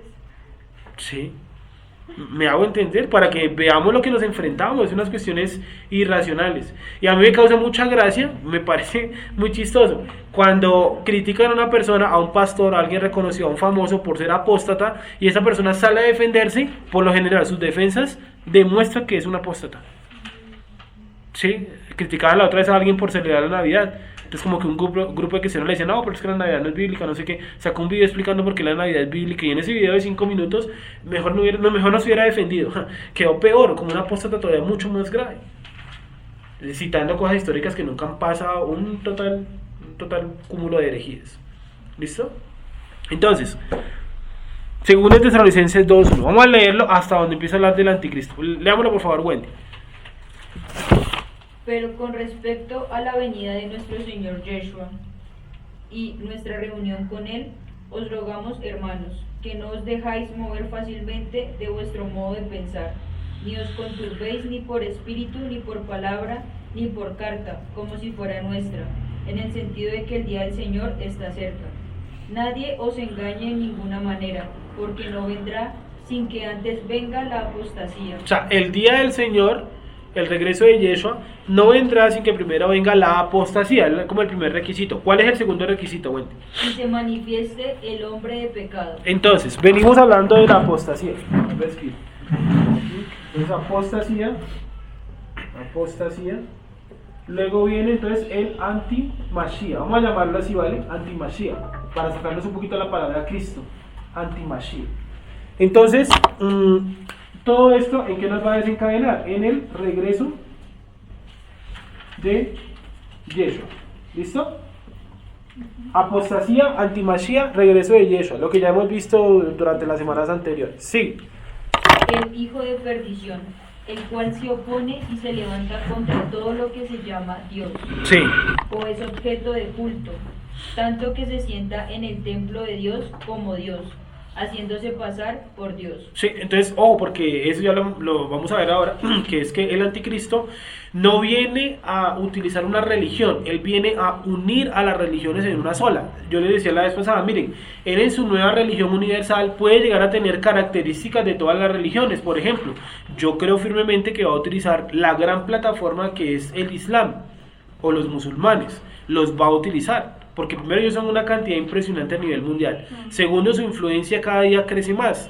Anteriormente no veíamos nunca una novela turca. Ahora fácilmente en la programación de la parrilla pueden haber 3 o 4 o hasta más.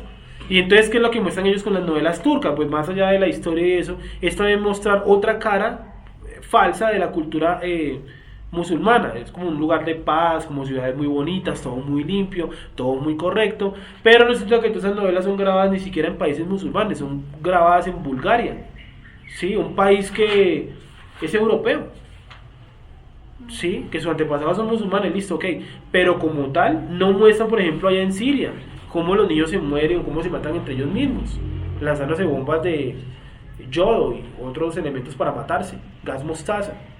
¿Por qué no muestran esa realidad en las novelas de ellos? Sí, hacía un símil. un profesor de la universidad comparando las novelas turcas con las novelas colombianas, y el tipo decía, por lo menos la novela colombiana muestra de cierta manera la cultura del narcotráfico, todo eso, de cierta manera, mientras que el turco, ¿qué es lo que hace? Mostrarnos como una cara falsa, no muestra la verdadera cara del Islam, que es supremamente agresivo y contestatario con los que no son musulmanes. O sea, una mujer no musulmana vaya y ¿de qué la tratan? Inferior a un animal. Y en Arabia Saudita es ley que así no sea practicante del Islam, la mujer utilice toda esa... la hijab, ni siquiera el turbante, la hijab totalmente tapada. Sí, por eso los jugadores van allá a Arabia, cobran unos dólares, no sé, y se devuelven porque ese trato allá es fuerte, es una cultura muy radical y contestataria. Cualquiera que no esté de acuerdo con ellos inmediatamente pasa a ser ¿qué? Su enemigo. Entonces hay que tener eso en cuenta cuando ustedes vean una novela turca. Más allá de la historia, si es bonita, si los hace llorar, si los hace poner felices, eso es lo de menos. Piensen por qué le muestran ese aspecto de la cultura musulmana y por qué ahora es tan común. ¿Sí? Me impresionó mucho que en el colegio donde yo trabajo, viendo la historia de las religiones, en la Edad Media, toca hablar obligatoriamente del Islam. Y yo les dije, bueno, ¿ustedes saben quién es Alá? Sí, claro, el Dios, así le dicen a Dios. Y me impresioné porque pues en mi tiempo yo por lo menos no lo sabía. Entonces, ¿no? ¿Ustedes dónde han visto eso? ¿No? En las novelas, que las viejas dicen que por Alá, que Alá esto, que Alá aquello. Sí, hay cierto aire de culturalización ahí. Sí, que el Salem, ¿cómo es que dicen ellos para saludar? Salem Aleikum, bueno, algo así. Sí, entonces esas palabritas que ellos utilizan quedan en la memoria de la persona. Es una culturalización. Entonces yo creo que el anticristo, disculpen, los va a utilizar de alguna manera u otra. Ya dijimos que las marcas que se hacen ellos acá y acá tienen mucho que ver con la marca que va a hacer el anticristo también, el antimashia. ¿Sí? Entonces no pensemos que los musulmanes o el Islam va a ser el que va a dar a luz al antimashia, porque el antimashia tiene que ser sí o sí hebreo, israelita, ¿cierto? Pero sí van a ser utilizados por él. En la vieja disputa que encontramos en toda la escritura, que es Isaac versus Esaú. Isaac versus Ismael o Jacob versus Esaú. Esa es toda la historia de la escritura, ¿cierto? Un pueblo contra el otro. Tanto que el Eterno le da esa profecía a Abraham y le dice, mira, tu hijo Ismael va a ser una nación grande, fuerte, fiera, y su mano va a estar ¿qué? Contra la de todos, y todos van a luchar contra él, pero él será un pueblo como fiero, dado a la guerra. ¿Qué le dice también el otro? A Esaú. Dice, porque el mayor servirá al menor, marcando el destino de los dos. ¿Listo? Entonces ya vamos a ir analizando todo eso conforme vamos avanzando. Entonces, sigue leyendo por favor donde estaba leyendo, Wendy. 5. ¿No os acordáis que cuando yo estaba todavía con vosotros os decía esto? Y ahora vosotros sabéis lo que lo detiene, a fin de que a su debido tiempo se manifieste. Porque ya está en acción el misterio de la iniquidad, solo que hay quien al presente lo detiene, hasta que él a su vez sea quitado de en medio. Sí, el misterio, no el ministerio, el misterio de la iniquidad. Ya dijimos todo relacionado a la antitorá, antiley, el hombre sin ley, el hombre inicuo, aquel que no tiene torá. Sí. Y entonces se manifestará aquel inicuo, a quien el Señor matará con el espíritu de su boca, y destruirá con el resplandor de su venida. Inicuo cuyo advenimiento es por obra de Satanás, con gran poder y señales y prodigios mentirosos, y con todo engaño de iniquidad para los que se pierden, por cuanto no recibieron el amor de la verdad para ser salvos. Por esto Elohim les envía un poder engañoso, para que crean la mentira, a fin de que sean condenados todos los que no creyeron a la verdad, sino que se complacieron en la injusticia. Se complacieron en no cumplir la Torá. Todos los que se complacieron en no cumplir la Torá, el Eterno les envió un espíritu engañoso, para que crean las mentiras de ¿quién? Del antimashia. Es que él no viene con cosas sencillas, lo hemos dicho varias veces, él viene con cosas complejas, no solamente por los milagros. Imagínese usted entonces cómo el anticristo va a disfrutar utilizar a todas las congregaciones que dicen que la Torá está abolida. Ya está hecho el trabajo, ya está allanado el camino, porque él llega y dice, no, esa ley hay que cambiarla, hay que hacer una nueva superior. ¿Qué le dice a la gente que ha sido enseñada bajo la idea de la ley está abolida? Dice, bueno, sí, verá que eso está abolido, ¿eso para qué? Eso es un libro de historia, es un libro que no sirve para nada, ya está allanado el camino, ¿sí? Entonces a mí me preocupa muchísimo cuando las personas siguen creyendo que la Torá no está abolida, porque ahí está allanado el camino para cuando llegue el antimashia, él se monta sobre ese terreno allanado, fácil. Y como no nos han enseñado o no nos enseñaron bien quién era Yeshua, quién era el Mashiach, pues llega cualquiera diciendo yo soy el Mashiach, miramos, bueno sí, cualquiera, ¿cierto? No importa cuándo nací, no importa, lo importante es que creer. ¿Sigue entonces la importancia del conocimiento? Que el conocimiento es un filtro para que a nosotros no nos metan mentiras, el anticristo, todo lo que viene ahí unido a eso. Sigue, bueno, creo que ya incluso va a terminar el pasaje. 13. Pero nosotros debemos dar siempre gracias a Elohim respecto a vosotros, hermanos amados por el Señor, de que Elohim os haya escogido desde el principio para salvación, mediante la santificación por el Espíritu y la fe en la verdad. Dice que nos escogió ¿desde cuándo? Desde el principio, no dice que usted venga a la tierra a salvarse. Él nos escogió desde el principio, pues no solamente a nosotros, a todos los que son salvos. Sí. A lo cual os llamó mediante nuestro evangelio, para alcanzar la gloria de nuestro Señor Yeshua. Sí, ¿cómo lo llamaron a usted? ¿Cómo me llamaron a mí? Mediante el evangelio, pero no el evangelio de Cristo crucificado, Cristo resucitado y Cristo nos salvó a todos. Ese es el evangelio cristiano, ¿no? Es que usted pueda entender las buenas nuevas. ¿Cuáles son las buenas nuevas? Pues que el Eterno colocó una paga por sus pecados. ¿Quién es esa paga? Pues Yeshua. Para entender todo eso, pues eso suena sencillo el enunciado, pero vaya entienda por qué Dios colocaba animales, la ley, para qué colocar sacerdotes, cuál es el papel de Yeshua como sacerdote y como sacrificio en su muerte, cuál es el papel de Yeshua después de su muerte, de su resurrección, por qué dice que él entró en un lugar no hecho de manos humanas. Sí, entonces el enunciado es sencillo, pero todo lo que tiene por debajo es un montón de columnas complicadas de echar. Entonces si yo llego con el terreno plano, sin nada sembrado, solamente la idea de que la ley está abolida, pues llega el man, ¿cierto? El anticristo, que es el tipo sin ley, y me dice, sí, la ley está abolida. Listo, ya está el trabajo hecho casi en el 60%. Y el otro 40%, ¿qué son? Las señales y los prodigios. Entonces vamos donde está el pastor porque él sí hace sanidades. Ojo, porque el anticristo viene con mayores. ¿Sí? Mayores, más poderosos y más sorprendentes. Y a nivel mundial, no a nivel local, patio bonito y eso, no, a nivel planetario. Yo no sé si de pronto él vaya a quitar el hambre del planeta. Yo no lo sé. Tiene que crear de todas maneras una época muy satisfactoria para que todo el planeta le copie la idea. ¿Cómo haría él para quitar, por ejemplo, la hambruna del planeta? Haciendo una gran señal, yo no sé, haciendo caer algo del cielo, o haciendo que la tierra infértil produzca, no lo sé. Sí, pero las señales que él trae son poderosísimas y convincentes. También se puede meter por este lado, ¿no? Obviamente para que sea el antimachía debe tener la aprobación de los judíos, ¿no? Claro. Y los judíos, pues para nadie es un secreto que prácticamente controlan el mundo a nivel económico. Y hasta, por ejemplo, lo de las semillas, ¿no? Monsanto, Sí, eso es exactamente. una empresa. Si tienen a los judíos en los bolsillos, tienen el trabajo prácticamente hecho. Y por ahí hay un pasaje de Apocalipsis que es clave y que lo vamos a ver cuando veamos las cuatro bestias. ¿Se han escuchado ese tema alguna vez, cierto? Las cuatro bestias, que no, son cuatro demonios, no, carreta. Son cuatro reinos de la historia humana. Entonces dice que hay uno que se embriaga con el vino y que da a beber a todos sus hermanos. Sí, la palabra vino ahí es aceite realmente. Y yo creo firmemente que está relacionado a algo del petróleo. Y no es casualidad que los países musulmanes estén podridos en petróleo. Sí, tiene que ver algo con el final de los tiempos. Sigamos, pero todavía no es el tiempo de llegar allá. Llegaremos, pero por ahora no. Sigue, Wendy, por favor. Así que, hermanos, estad firmes y retened la doctrina que habéis aprendido, sea por palabra o por carta nuestra. Y el mismo Yeshua, Señor nuestro y Elohim nuestro Padre, el cual nos amó y nos dio consolación eterna y buena esperanza por gracia, conforte vuestros corazones y os confirme en toda buena palabra y obra. Listo, bueno.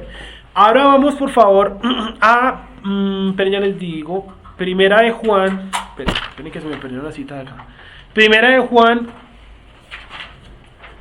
capítulo 2, versículo 18. No, esperen un segundito. Primera de Juan 2:22, qué pena. Primera de Juan 2:22. Es solamente para que los que tienen las aplicaciones y eso, miren en el griego la palabra anticristo. Te voy a escribirla acá para los que no tienen de pronto las aplicaciones. Entonces la palabra anticristo. Sí, vamos a cambiarla con el tiempo a antimachía. Entonces anticristo es del griego anticristo. Cristo. ¿Listo? Anticristo. ¿Qué griego es este? Es el griego 500, creo. Griego 500. Y significa algo interesante, que es en contra del Cristo. En contra del Cristo. Resulta que la palabra anticristo tiene además de eso dos componentes en griegos. Voy a escribirlos acá también. Uno es la palabra anti, griego 500. ¿Sí lo están viendo ahí? Sí. Es el griego 473. Y está la palabra Cristo, que es el griego 5547. Entonces la palabra anti significa opuesto. Tienen que verlo de color por aquí. Entonces, significa opuesto. Opuesto. Significa también en lugar de. Significa también contraste. Reflejo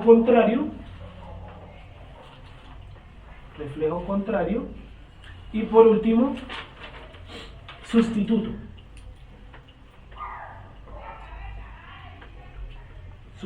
Eso significa la palabra anti. Y la palabra Cristo vamos a dejarla simplemente en ungido, o algunos lo ponen también como Salvador. ¿Listo? Entonces, así más o menos está compuesta la palabra anticristo. Vamos a leerlo. Una sola persona que lo lea, porfa. Wendy, creo que no. Está ahí. 22, ¿sí? Sí, solamente es como para mirar la palabra anticristo. Leámosla, porfa. ¿Quién es el mentiroso sino el que niega que Yeshua es el Mashiach? Este es anticristo, el que niega al Padre y al Hijo. ¿Listo? Ahí está la palabra anticristo. Aparece solamente 4 veces en el griego. En toda la escritura, en el hebreo no está ni siquiera codificada esa palabra porque no fue incluida dentro del Strong. Sin embargo, los judíos ortodoxos sí hablan del anticristo. Hay un video llamado de David Aaron Swinger que él dice en el video se llama algo así como ¿qué sabemos del anticristo? Y él dice que el anticristo va a nacer en una ciudad llamada Petra, según la Mishnah, y que va a nacer de una piedra que hay allá tallada en una montaña, en una cueva que tiene la forma de un león, y que de esa cueva va a salir el anticristo. ¿Sí? Y que él va a regir y que va a combatir al Mesías de ellos y que luego el Mesías lo va a asesinar. Eso es lo que dicen ellos en la Mishnah. Pero él dice que la palabra anti-Mashiach no debería ser como tal anti-Mashiach, sino simplemente darle otra denominación, porque nadie se puede comparar al Mashiach. Bueno, es un punto muy interesante. Sin embargo, pues en el griego está anticristo, anti-Mashiach. ¿Listo? Entonces la palabra anti, miren lo que significa: opuesto, en lugar de, contraste, reflejo contrario o sustituto. Es una pregunta. Dígame. Aquí dice que es el que se opone al Padre y al Hijo. Sí. Pero ustedes ahorita están diciendo que va a tener la aprobación de los judíos. Sí. Entonces hay como... Entonces, ¿se acuerda usted? No me acuerdo si usted vino la semana pasada, que decíamos que en Daniel dice que él no va a hacer caso del Dios de sus padres. Entonces, ¿cómo convence a los judíos? Dándoles una revelación más alta, que para ellos va a ser más alta, ¿no? De Dios, pero eso no va a estar relacionado con lo que dice la Escritura. Sí, es como que usted le dijera, no, Jehová es tal, Jehová no es el Dios del mundo, sino que es el Dios, no sé, de las alturas. Sí, ya lo cambiaron ahí. ¿Listo? Es como una nueva interpretación de ese Dios. Entonces, por eso los va a convencer, va a ser para ellos muy convincente, pero de fondo, él se va a proclamar, como lo leyó ahorita Wendy, el mismísimo Dios, por sus señales y prodigios. ¿Los va a unir a todos? Sí, los va a unir a todos. Por eso digo que él no puede venir en nombre de Alá, él no puede ser musulmán porque los judíos no le van a copiar, man. ¿Sí? Y tampoco puede venir en nombre de Jehová porque los musulmanes no le van a copiar.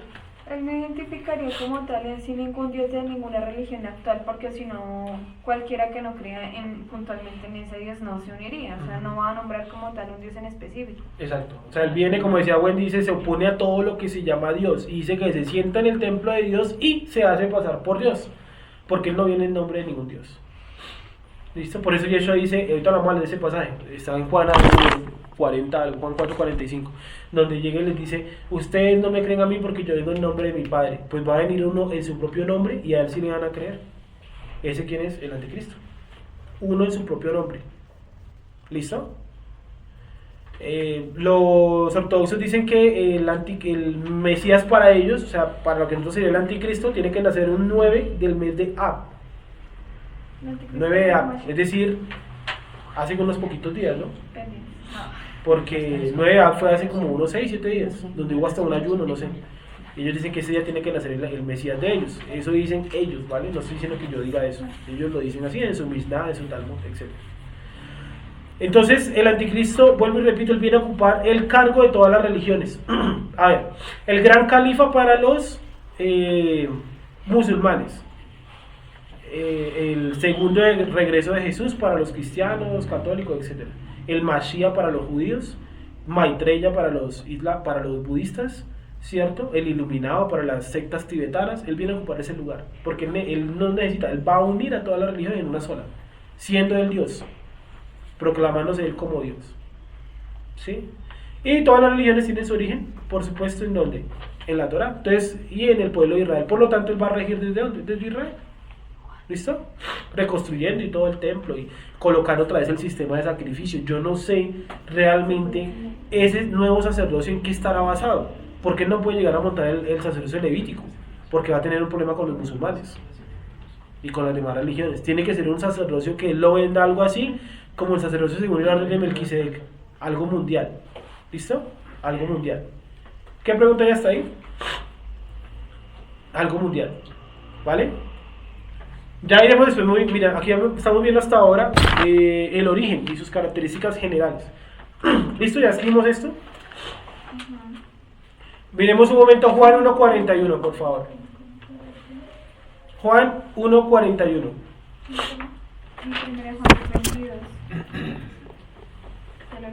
Ya lo leímos. Juan 1.41.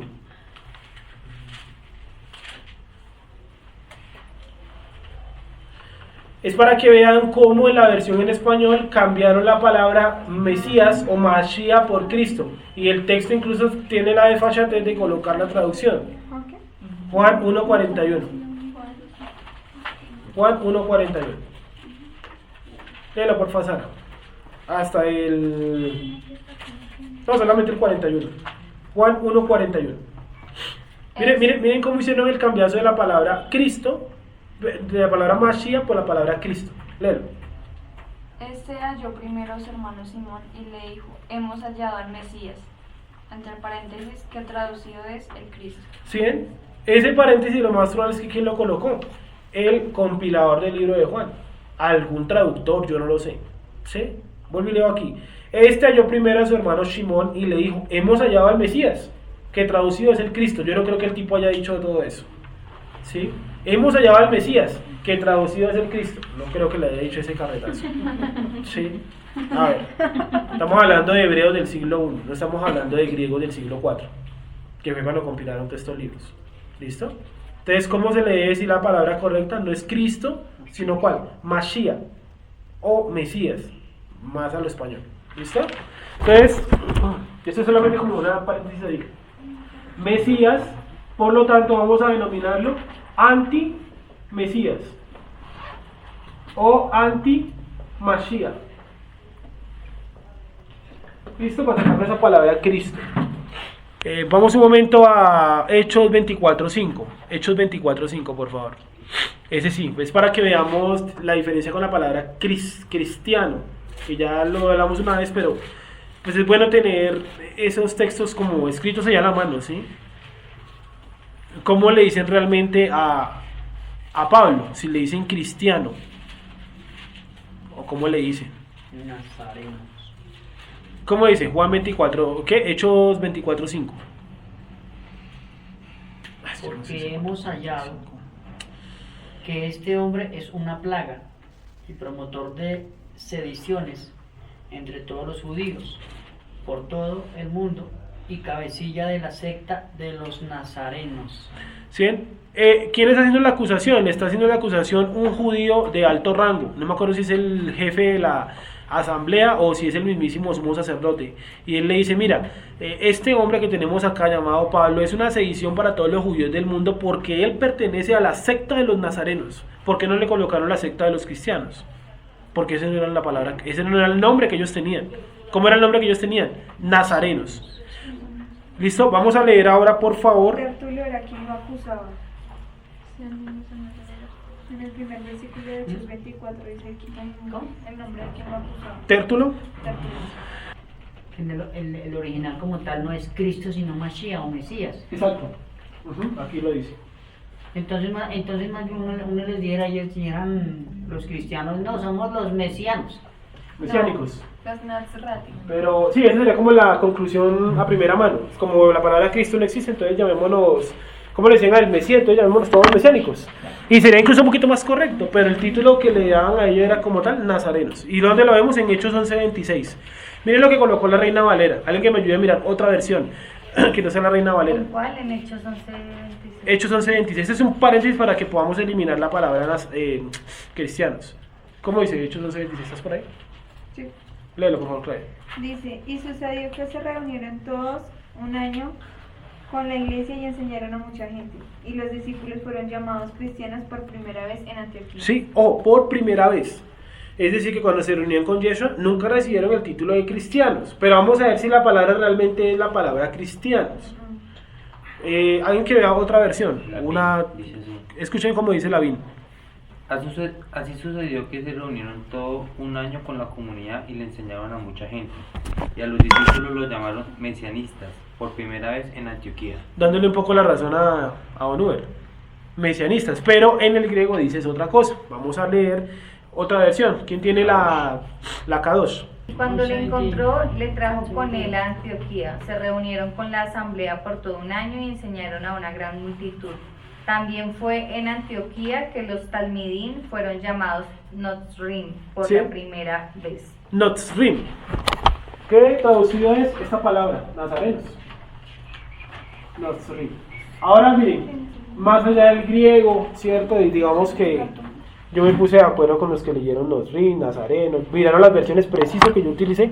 Cojan un libro de historia, busquen la historia de la iglesia y en casi todos está la palabra nazarenos, que esa fue la verdadera denominación, ¿sí? Que la palabra cristiano realmente viene a aparecer como en el siglo IV o el siglo V. Antes se les decía simplemente los nazarenos. O los Nostrim. Los Nostrim, ¿sí? En el hebreo. En el hebreo, exacto. Y después vamos a ver cuando en la clase de historia, mucho más adelante, que la comunidad de Antioquía va a tener un papel clave, porque en la comunidad de Antioquía fue donde la gente se empezó a desligar de Israel, porque dijeron, ¿para qué vamos a ir a Jerusalén si somos salvos por Yeshua? Entonces no celebremos ninguna fiesta. Y empezaron a aparecer los primeros herejes en Antioquía. Por eso es importante esa comunidad. Bueno, hasta ahí está todo claro, ¿cierto? Del paréntesis que acabamos de hacer. Entonces, el anti-Mashiach, el anticristo, es el reflejo contrario del Mashiach. Es el reflejo contrario. Es decir, que él también viene a cumplir todas las profecías que están en el Tanakh. Y por eso es que ahí le completo un poco la respuesta a Juan. Por eso es que los judíos van a creer que él es el Mashiach, porque él también va a surgir ¿en dónde? En Belén.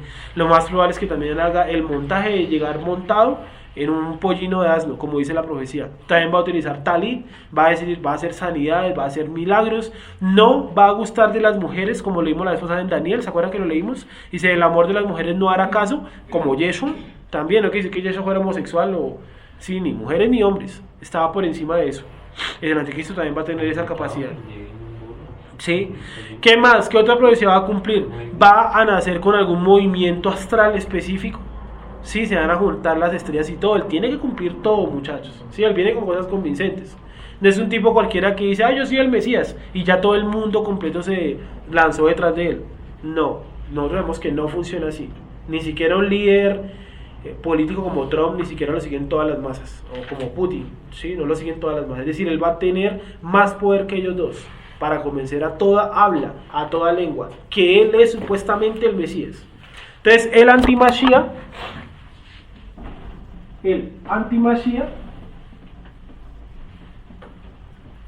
es el reflejo contrario de el Mashiach.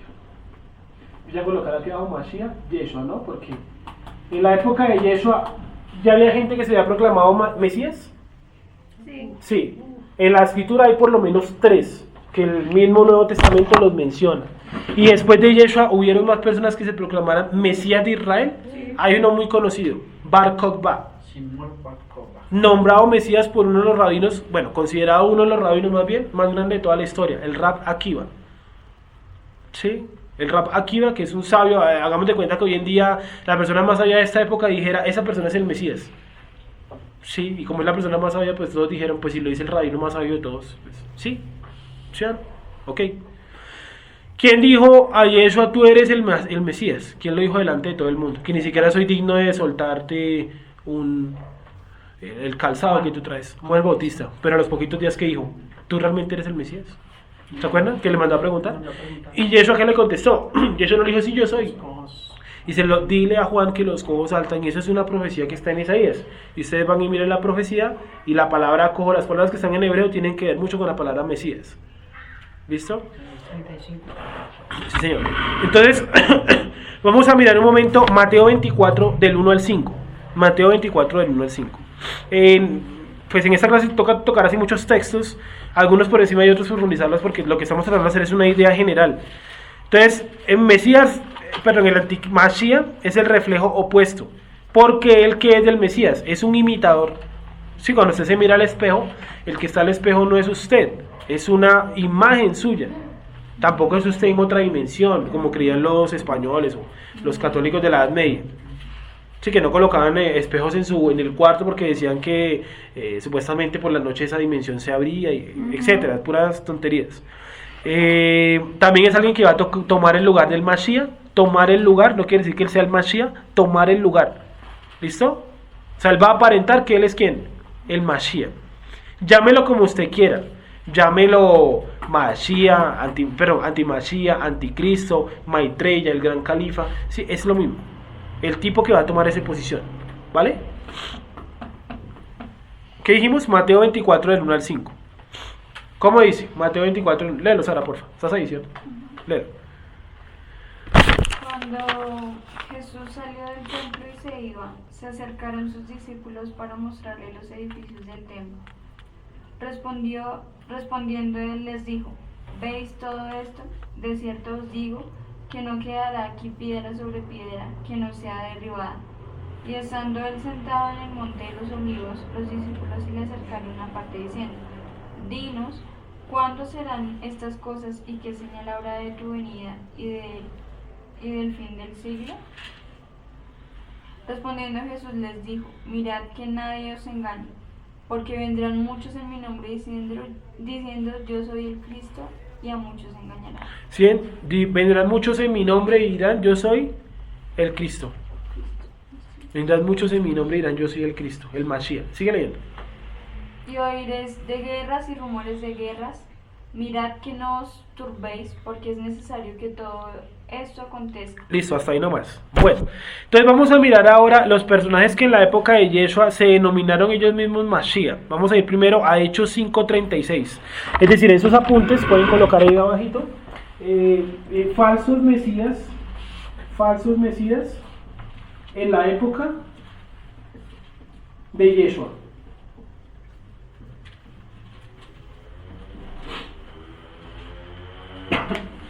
Falsos mesías en la época de Yeshua. El primero de todos, dos hay ahí mismo, en Hechos 5:36. Hechos 5:36. Entonces resulta que denominarse mesías en aquella época estaba como muy de moda, ¿vale? Porque la gente estaba esperando de todas maneras el nacimiento del Mesías en aquellos tiempos. Acordémonos que cuando llegan los sabios de Oriente, mal llamados los Reyes Magos, llegan a Jerusalén, ellos le preguntan a Herodes, ¿dónde ha nacido el Mesías? No sé qué, y él dice, vayan y pregúntenle a los de la asamblea. Los de la asamblea le dicen, no, tiene que nacer en Belén. O sea, ellos sabían las profecías, y sabían que por aquellos tiempos algo iba a pasar. ¿Qué hace entonces Herodes para tratar de desviar un poco la profecía? Manda a matar a todos los niños de Belén. Salvándose Yeshua, porque Yeshua huyó con sus padres, ¿para dónde? Para Egipto. ¿Sí estará mi Salvador en Egipto? Por supuesto que sí. Entonces, Hechos 5:36, ¿cómo dice? Porque antes de estos días se levantó Teudas diciendo que era alguien. A este se unió un número como de 400 hombres, pero él fue muerto y todos los que le obedecían fueron dispersados y reducidos a nada. Sigue leyendo con el siguiente, por favor. Teudas es el primero. Teudas. Después de esto se levantó Judas el Galileo en los días del censo y llevó en pos de sí a mucho pueblo. Pereció también Él y todos los que le obedecían fueron dispersados. Listo. Resulta que estos dos personajes también aparecen en este libro. Antigüedad de Judías. Yo escribí aquí el nombre para que lo puedan después mirar, pues si lo encuentran en internet. En la Biblioteca Nacional está, no lo prestan el libro. O sea, lo prestan para consultar allá, pero no para sacarlo. Antigüedad de Judías, capítulo 20. Apartados 97 y 98. Josefo dice que en el primer siglo aparecieron muchos que se denominaron Mesías. Coloca el ejemplo de Jesús.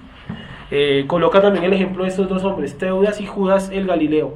Donde Judas el Galileo, en el año que empezó el censo romano, que es la época donde nace Yeshua, él se proclama Mesías. Juntó hombres contra el imperio romano. Y el imperio romano, ¿qué fue lo que hizo? Matarlos a todos, decapitarlos a todos, incluyéndolo a él. Entonces por eso la gente, algunos, ¿no?, tenían mucha desconfianza con Yeshua, porque ya habían otros que se habían denominado también Mesías. O sea, eso no era como que Yeshua era el primero que se denominaba Mesías. Recuerden que él dice: yo soy el Mesías, ¿cierto? Y el Hijo de Dios. Eso no lo había dicho ninguno antes, ¿vale? Entonces acuérdense, Teudas y Judas el Galileo. Y nos queda otro más. No estamos colocando las citas. Es Hechos 21:38. Hechos 21:38.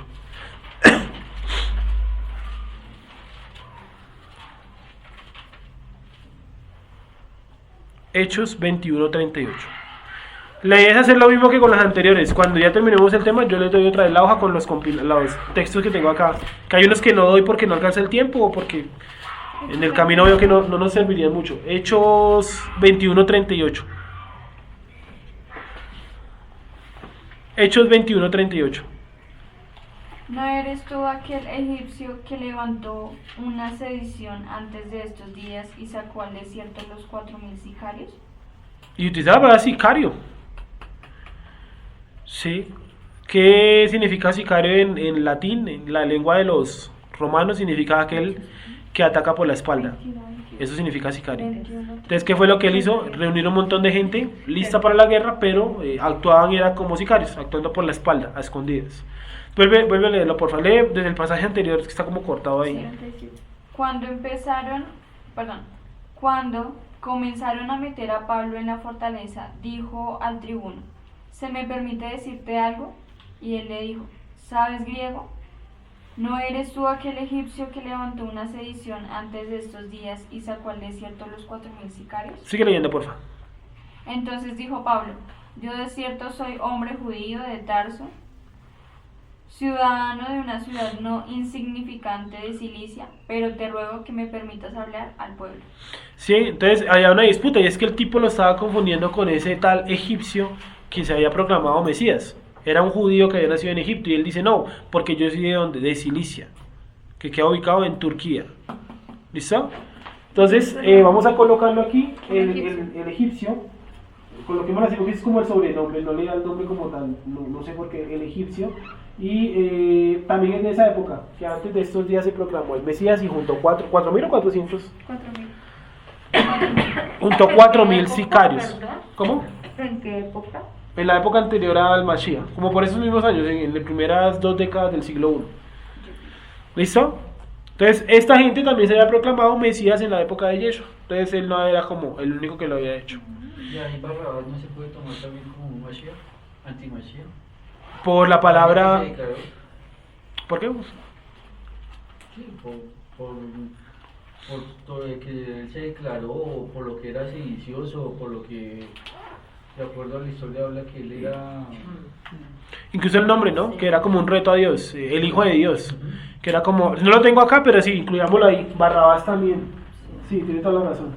¿Y que Barrabás significa hijo de Dios? Sí, Bar Abba, hijo del Padre es. El Barrabás también cuenta como, digámoslo así, una persona que se amotinó proclamándose Mesías, Salvador. Barrabás. ¿Listo? Ese se me escapó, pero es cierto. Y este también está citado en Las Guerras de los Judíos, también un libro de Josefo, en la página 2261. Aquí coloquémoslo. Guerras de los Judíos, página 2261. donde él cuenta sobre esa persona que amotinó hombres. ¿Cómo? Y por último, Barrabás, que ya ustedes saben que aparece citado cuando a Yeshua lo tienen capturado y le preguntan al pueblo que a quién de los dos quieren, si a Barrabás o a Yeshua, aquel que dice que es el Hijo de Dios. Sí, el pueblo dice que ¿por quién votó? ¿Por quién gritaron? Por Barrabás. Sí, Barrabás pues en la escritura no aparece sino ahí, ¿vale? No aparece más. Aparece otro que se llama Bar Jesús, que es un brujo, un hechicero que hace liberaciones en la calle, exorcismos en la calle. Sí, esa es la palabra, exorcismo, no es una palabra mala, es una palabra. Jesús en el original. Bar Yeshua, hijo de Yeshua o seguidor de Yeshua, porque él decía, yo saco a los demonios en el nombre del Dios que hablaba de Yeshua. Sí, se acordará que hay uno que también hace la misma gracia que dice que el demonio dice, yo conozco a Yeshua y a Pablo, pero a ti no te conozco. Y téngalo. Exacto. Lo atendió. Y téngalo. ¿Listo? ¿Alguna pregunta hasta ahí? No, lamentablemente pues vamos a ir cortando allí por cuestiones de tiempo, ¿no? ¿Y cuál es el otro antimachia? ¿Cómo así? Tú dijiste que eran 4, que eran 5 y no estaba... Ah, no, tengo solamente estos 3 y 4 con el que nos acaba de decir Gonza, y no tengo más. Sí, de pronto me equivoqué cuando leí 3, ¿listo? 4 y 3 características rápidas para terminar del antimachía. 3 características generales. 3 características para terminar generales, y voy a dejar las citas para que ustedes las estudien. La siguiente semana entonces seguimos mirando lo relacionado a las 2 simientes y el anticristo, y luego vemos lo de las 4 bestias y la estatua que ve Daniel, Nabucodonosor, perdón, en el libro de Daniel. Entonces, antimachía. 3 características generales. Entonces, la primera es que él se va a proclamar el Mesías. Se proclama Mesías. Se proclama Mesías. La segunda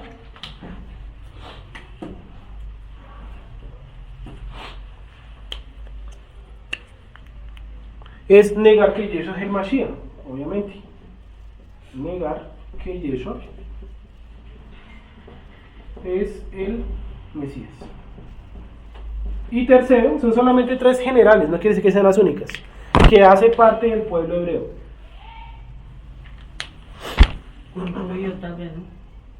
Sí, es parte del pueblo hebreo. Y en los últimos temas que vamos a ver de esto del juicio eterno, en los últimos subtemas, es la tribu de Dan. ¿Qué pasa con esa tribu? ¿Qué hay con esa tribu? ¿Listo? Entonces es parte del pueblo hebreo. Vale, esas son las 3 características generales, por lo menos que yo veo en el antimachía. Y vamos a escribir entonces las citas. El primero que se proclamará Mesías, Mateo 24, del 5 hasta el 24. Juan 5:43. Juan 5:43. Negar que Jesús es el Mesías es segunda de Tesalonicenses 2, 3 y 4. Primera de Juan 2:22. Primera de Juan 4 del 1 al 3. Las estoy escribiendo para que ustedes en la semana las puedan ir adelantando. Y segunda de Juan 1:7. Y que es parte del pueblo hebreo, está en primera de Juan 2 del 18 al 19. Y por último Daniel 11 del 36 al 37. ¿Listo? Juan 2. Primera de Juan 2 del 18 al 19. Eso es para que en la semana, porfa, lo puedan leer. Y dejamos hasta ahí hoy. Si vamos entendiendo más o menos cuestiones generales del antimachía, ¿cierto? Primero, pues que no lo llamemos anticristo, sino antimachía. Esa es partamos de ese punto, antimachía.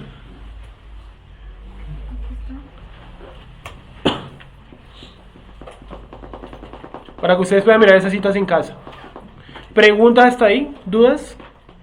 Y si quieren irse adelantando pues a los hechos y eso, a los temas que ya están, incluso aquí hay un pedazo del siguiente tema, ya que está un pedazo de lo de las bestias, para que ustedes vayan mirando el capítulo 7 de Daniel y Apocalipsis 13 y 14. También los pueden ir leyendo, cosa que cuando leamos no estén como tan perdidos o no estemos tan perdidos de qué estamos hablando. Daniel capítulo 7, pueden leer hasta el capítulo 11, del 7 al 11, y leer Apocalipsis del 11 al capítulo 14. Daniel 7 al 11 y Apocalipsis del 11 al 14. Daniel 7. Al capítulo 11. Eso solamente para que los vayan ahí remojando, ¿sí? A veces uno no lee esos libros porque pues a uno le enseñaron que hay que leer es el Nuevo Testamento y punto. Y no, hay que leerlo también. Apocalipsis del capítulo 11 al capítulo 14. Sí, si quieren estudiarlos, busquen en internet también hay que ir por ahí. Pero vamos a ver, el objetivo es que por ahí en unas 2 o 3 semanas, si el cálculo no me falla, cuando nos demoremos en esto, tengamos otro sobre con material muy parecido al de la primera parte, pero donde vamos a tener es unos mapas, para que podamos por fin hacernos una idea general de lo que es un cuerno, las cabezas de la bestia, que simboliza cada bestia, cada característica de animal, también que simboliza, por ejemplo, que tenga 10 cuernos, que es un cuerno que habla, así, pero para eso necesitamos un mapa. Entonces lo vamos a tener en 2 o 3 semanas cuando lleguemos al tema como tal. Y ya cuando entremos a ese tema de las bestias, ahí sí ya empezamos a ver la profecía. Hasta ahora este es el último tema de la introducción a la profecía, quién es el anticristo, y luego sí empezamos a ver la profecía como tal, que no hemos empezado. Aquí esta es hasta ahora la puerta para entrar a la profecía, Daniel 11. ¿Listo? Vamos a orar.